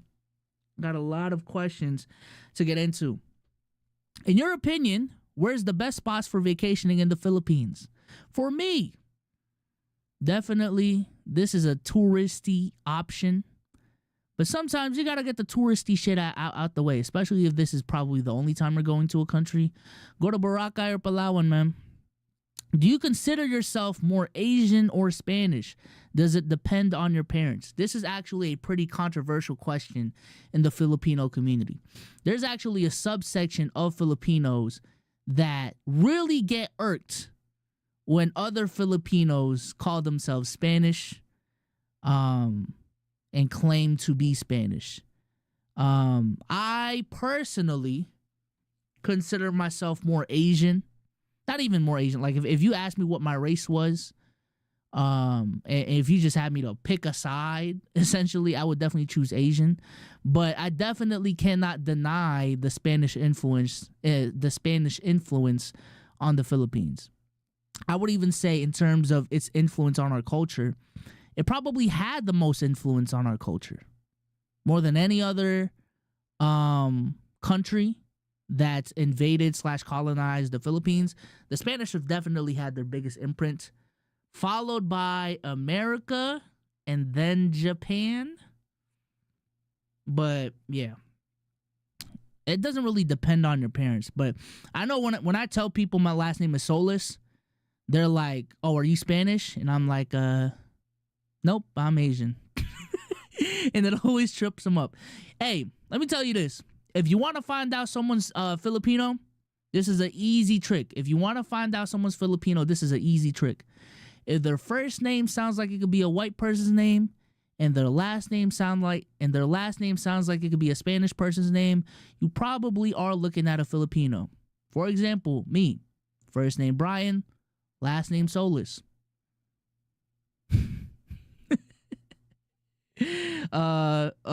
Olivia Rodrigo, another example. Olivia Rodrigo. You see what I'm saying? Hey man, it's a handy trick. It's a handy trick. You just gotta ask their name and you can figure it out from there. You just gotta ask it. You know what I'm saying? Who's another one? Who's another one? Oh, Dave Bautista. You know what I'm saying? I know everyone calls him Batista because of his WWE name, but I know that last name. That last name is Bautista, okay?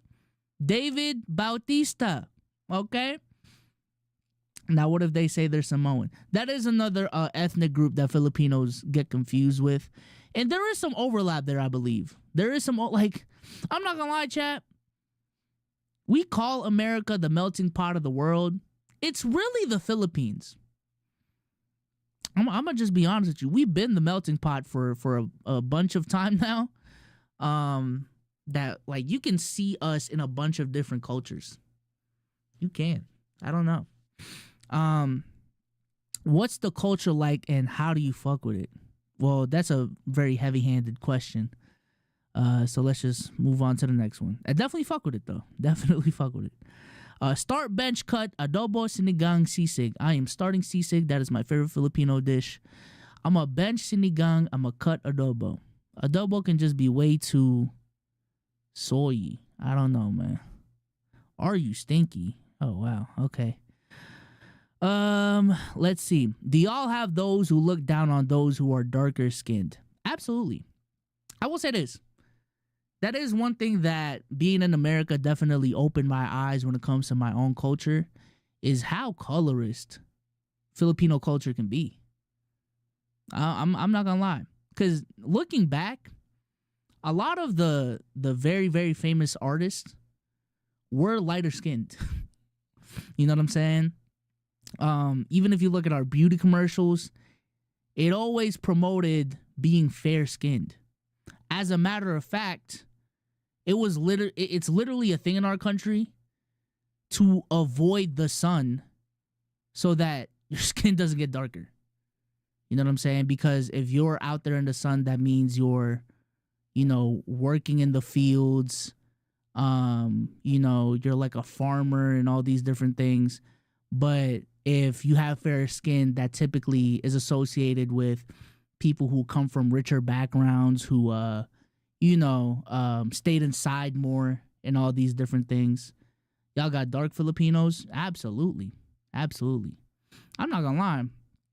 In the summer, if I'm really out, I know right now my skin looks fair, like fairer, but in the summer, if I'm really outside, I got some pictures, y'all. Hold on. I got some pictures now. And there is literally a tribe in the Philippines that if I said what the tribe is called, I might get clipped, cooked like I did on the pod. But there is a tribe in the Philippines that has very dark skin. I entered the old password. Goddamn, I don't even have the picture anymore. Hold on. I'll find a picture. But yeah, that definitely exists in our culture. Definitely exists in our culture. Is it like very prevalent though? Like, is it an extreme talking point in our culture, the colorism conversation? No. I think right now it's definitely more of a economic conversation going on. For example, I think like a very controversial president just got arrested in Norway or some shit lately, and I've been seeing a lot of TikToks on it. It feels like we're gonna have a damn near revolution. You know what I'm saying? But yeah, let me bring up some pictures from back in the day, y'all, cause I got some. Hold on. Let me see, chat. Give me a second here. Give me a second. He say that I'm good enough. Girl, I'm not good enough. Think about shit that I should enough. He telling me one of me. He making fun of me. That girl's a bun of me. Damn. Oh, okay. I can show this.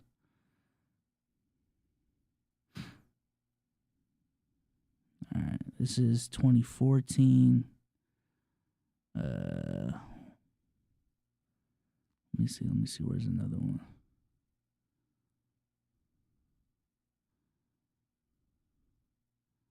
Let me see. All right, here's another one.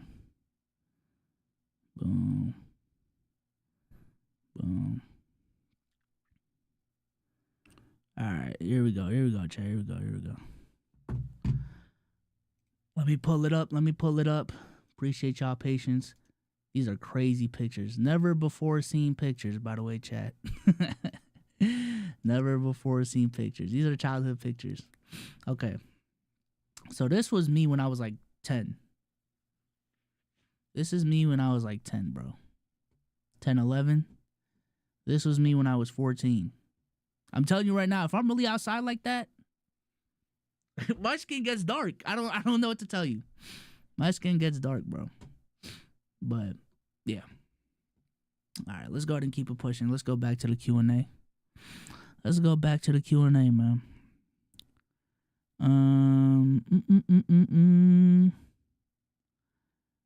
Let's see. I ain't never seen a Filipino over 5'4". What the hell? Okay. What's the hardest thing you've cooked? I've cooked caldereta lately. That was kind of crazy. What are you most proud of when it comes to Filipino culture? I would say family values. Like, damn near to a fault. Like, Filipino culture is way too revolving around family culture. But I love that. You know, I think with a lot of things in life, there's pros and cons. But family values are definitely strong in Filipino culture. Community values are definitely very, very strong in Filipino culture. Specifically because a lot of our neighborhoods they're not like extremely separated. Like, I do find it crazy here how in America you can own like a piece of land and your next neighbor, like, you gotta drive to your next neighbor's house. You know what I'm saying? But in the Philippines, because of, you know, maybe it's a product of the poverty going on there, like a lot of the neighbors are very, very packed, tight knit. And you just know the whole fucking block. You know what I'm saying? And it's more like vertical, if that makes sense, because people are fucking stacked on top of each other type shit. Like, it's not horizontal type shit. What's the most Filipino thing you and your family have done? I'm not gonna lie. Okay, I definitely got my answer for this. I did not know this was a Filipino thing until I looked back, chat. Okay. Let me ask y'all this. Do y'all pack for food when you go on when you and your family are gonna go on a beach trip? Do y'all pack food? And if so, how does your family pack food? That is my question. Y'all, it's the summertime. We going to the beach. How is your family, if they do, how do they pack food? That is my question for chat right now. Talk to me, chat. Talk to me. In the cooler, okay? Okay, we do also use a cooler. But like, what do y'all pack? What do y'all pack in the cooler though? What do y'all pack in the cooler? What type of food are y'all bringing? You know, this, that, and the third. Y'all packing sandwiches. Okay, sandwiches and shit. Every plastic food contain. Oh, okay. So fuck me, YouTube. Okay. Word. Out of memory. Man, get the fuck out of here. Out of memory is crazy. I do see y'all chat. Like picnic type shit. Glizzies. Fruits and chips. Because we're Hawaiian. Okay, that makes sense. Sandwich stuff. Pay your bill. I don't know. YouTube be bugging sometimes. All right, we're back. Okay. So my answer. This is what my family does, chat. We pack food, but we pack it like it's a fucking Filipino house party. Hey, man. We be packing trays of rice. Yes. Like, we dead ass set up tents, tables. We're staying there the whole day, by the way, chat.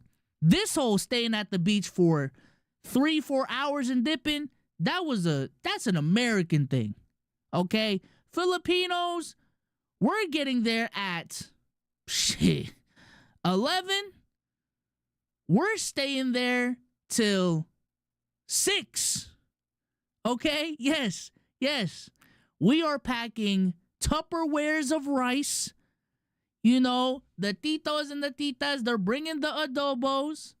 You know, someone cooks some barbecue at... Hell, we might be barbecuing at the place. If there's a fucking grill at the beach. You know what I'm saying? You know, we still got the chips. We still got the cooler. But someone has caldereta. Like, it's crazy, bro. Yo, Filipino beach, yo. I ain't gonna lie, I brought my girl one time. She was mad overwhelmed. You know what I'm saying? Cause when she and oh my God, when her and her family go to the beach, they just bring drinks. And because they're white, they don't even bring like the umbrellas and shit. Like they are there to tan. I'm not there to tan. I'm already tan. You see what I'm saying? So they just have chairs. They just have drinks. They're there to tan. You know, they bring a book. They bring some sunglasses. They bring a towel. You know, that's it. My family, shit, we're bringing the hey Chad, we bringing the twist. Yeah, hey, y'all know what I'm talking about. Big ass umbrella. Twist. You know what I'm saying? Man. Nah, Filipino parties are fun. Hey, someone has to bring a speaker, as always. You know, I've even had some motherfuckers bring karaoke to the beach. Yo. I've went to certain Filipino beach parties. I seen a karaoke jukebox. Hey, man. Nah. I don't think y'all get it. I'm not talking about a JBL Flip 5, chat. I'm talking about... This is what I'm talking about. Hold on.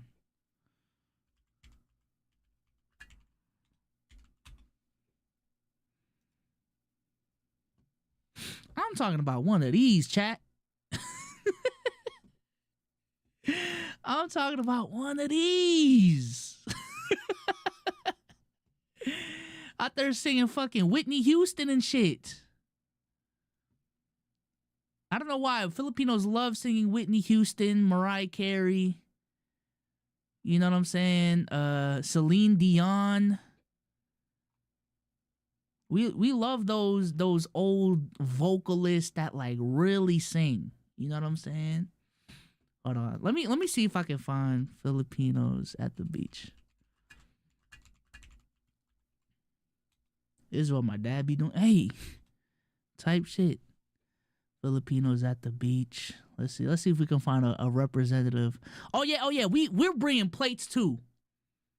We're bringing plates too, chat. We're bringing paper plates. We're bringing spoons and forks. Becomes a whole thing, chat. I'm telling you. It becomes a whole thing. Hold on. Can I find a picture? I probably can't. Damn, who's that? Okay, I shouldn't do that. Filipino eating food at beach.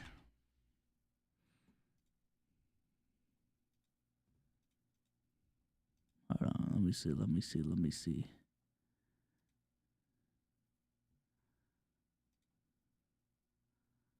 I'm not gonna lie. Okay, this is probably representative. More or less, chat. We trying to get this right here. This is actually what it looks like. Hey, this right here is exactly what it looks like.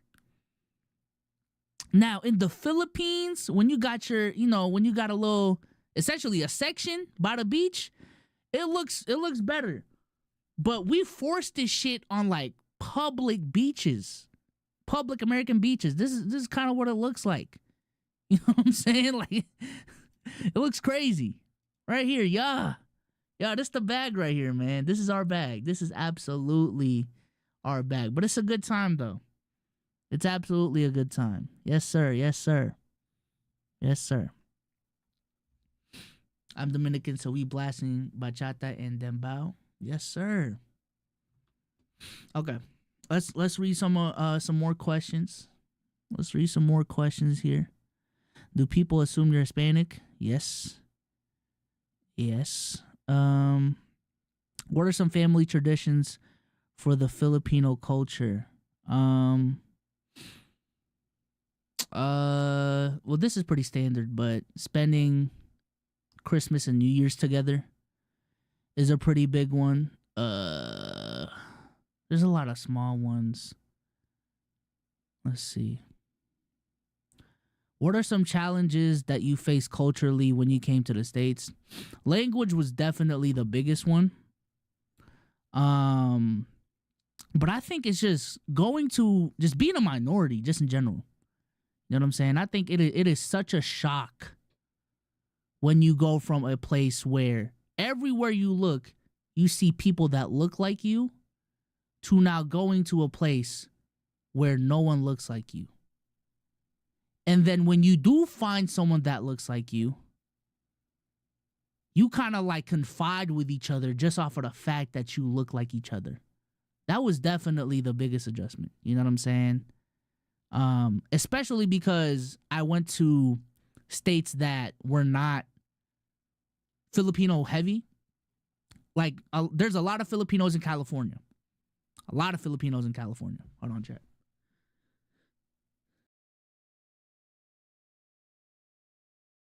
Excuse me, chat. There's a lot of Filipinos in California, specifically in San Fran. There's a decent amount of Filipinos in like Jersey, but we lived in fucking Pennsylvania. We lived in Massachusetts. We've lived in whatchamacallit? Where else have we lived in? Those have been the main ones. But we live in North Carolina, right? So a lot of these states aren't like Filipino heavy. So it's just finding your community was definitely the toughest one. The toughest one. You know what I'm saying? What else? Culturally.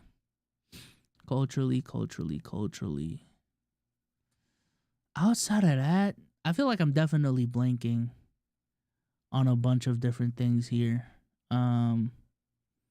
But yeah, I think that right there like trickled down to a bunch of different effects in my life, just being in a foreign country. So that definitely influenced my parents to tiger parent me more than I feel like they would have if we lived in the Philippines, right? So because we're first generation, are we first generation? First generation immigrant family, you know what I'm saying? Not knowing this place, not knowing all these different things. My parents were definitely, and me being the oldest child, my parents were definitely strict on me, right? They did not take, they were very reluctant on letting me just take walks outside by myself. They were very reluctant on letting me hang out with friends at school, outside of school. In school is fine, but outside of school, driving me around to places, letting me go to the mall by myself, all these different things. My parents were not about that life. You know what I'm saying? But I feel like if I was in the Philippines, they would be cool with that, because that's normal in the Philippines. We got family in the Philippines that I can call if I ever get in trouble with here.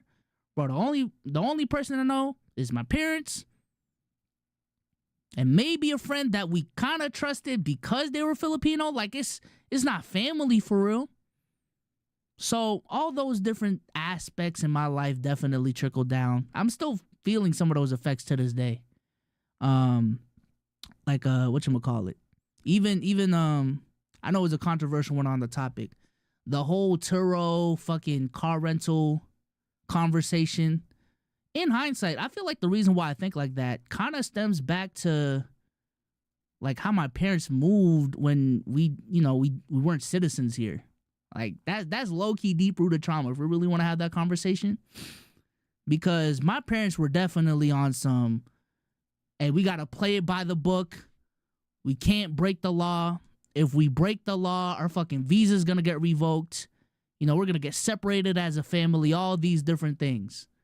And that's why to this day, especially when it comes to official paperwork, taxes, insurance, going to the doctor, all these different things, I get anxious, chat. I get anxious.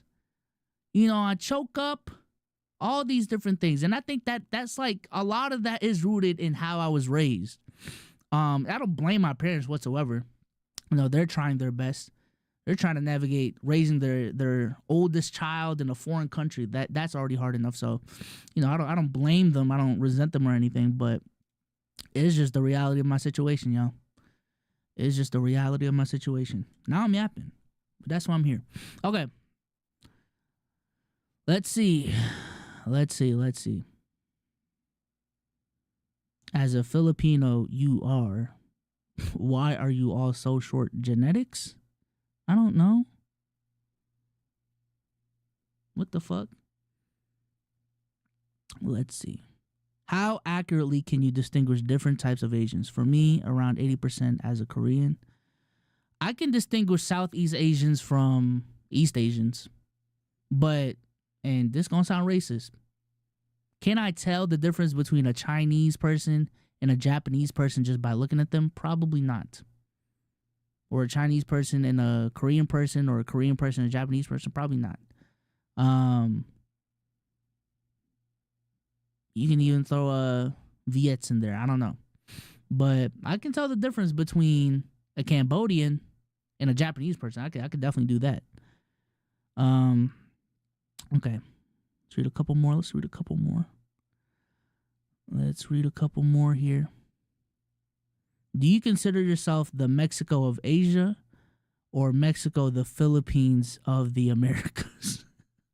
What the fuck? Can you sing? I think so. I think so. Okay. Since the Philippines were colonized by the Spanish, do people call y'all Filipiners? Oh my God. Okay, that's crazy. Arneezy. I'm snitching now. Arneezy, that's crazy. That's crazy. Oh my God.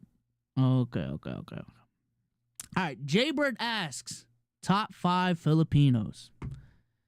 Gotta give my top 5 Filipinos, man. Number 1, boxer Manny Pacquiao. Senator Manny Pacquiao, a little bit controversial, but boxer Manny Pacquiao, Gotta be up there. Okay.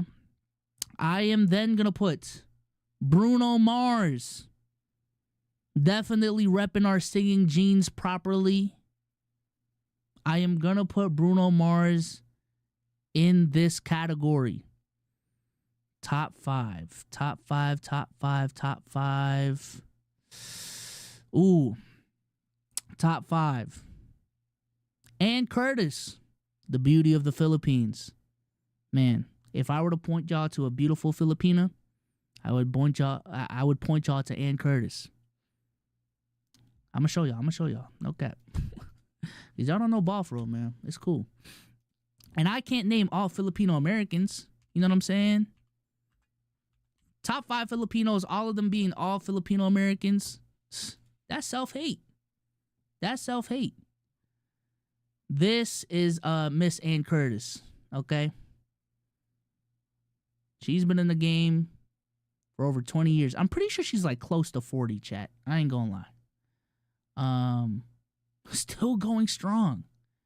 Definitely still going strong. Okay. All right, next up. Ooh, it's gonna be a deep cut. Y'all don't know ball. It's fine. Next up, Coco Martin. Okay, Coco Martin is definitely in my top 5 Filipinos list.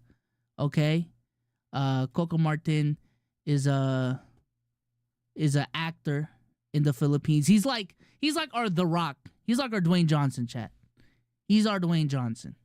You know what I'm saying? If you think of, he's probably the most famous Filipino actor, and he's played some very, very famous roles.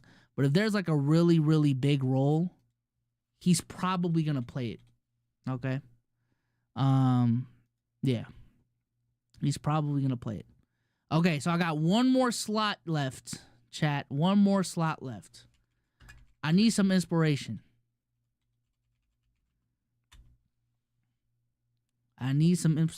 So let me look at an existing list. Chat. Let me look at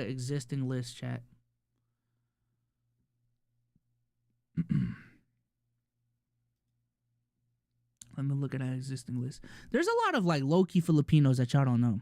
I feel like a majority of y'all don't know that Saweetie's half Filipina. Who else?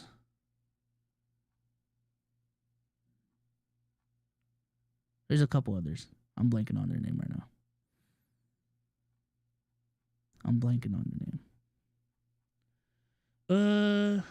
Let's see. No, I did not say Coco Melon, chat. Lou Diamond Phillips. The fuck?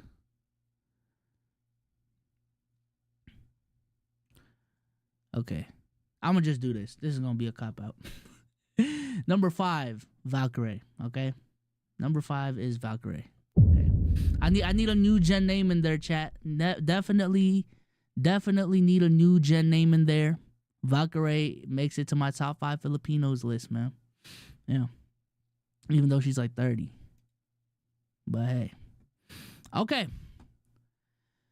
I think I'm going to call it there, chat. I think I'm going to call it there. W-Pod. Definitely a lot of good yaps. You know? Appreciate y'all for coming out. If you made it this far, like the stream, subscribe to the channel if you haven't already. If you made it this far, leave a 5-star review on audio. And if you've made it this far, make it to the next one. Okay, the next one will be Wednesday at 10 p.m. For those who don't know the schedule, it is every Wednesday and Sunday at 10 p.m. Okay, I'm definitely excited, chat. I'm definitely excited for the future of this podcast. You know, gonna be bringing in a new set design for the next stream. Also, I'm still thinking about that co-host, man. Who can be that next co-host? I don't know. Should I just host tryouts maybe? I don't know. I'm thinking about it. maybe I should look at some IRL options. I feel like an IRL co-host. Y'all have never really seen me do IRL content for real. But an IRL co-host would be kind of fire, chat. It would be kind of fire. I don't know. But definitely got to be selective with that process. I don't even know a name off the top of my head that would be a fire podcast co-host. Actually, I do. But we're in two completely different niches. I ain't gonna lie. I'm pretty sure Laser knows it. There's this kid from my high school that like fun fact, chat, I am probably the third most successful content creator from my high school class. Now that I'm looking back, not from my high school class. I'm the second most successful content creator from my high school class. There's another guy, he's definitely in more like white spaces than me. But yeah, there's another dude that's been going crazy. He's pulling like 800 on Twitch. He got like 5 mil on TikTok. Bro knows his shit. I ain't gonna lie. And he was definitely one of my good friends in high school. And let me tell you this.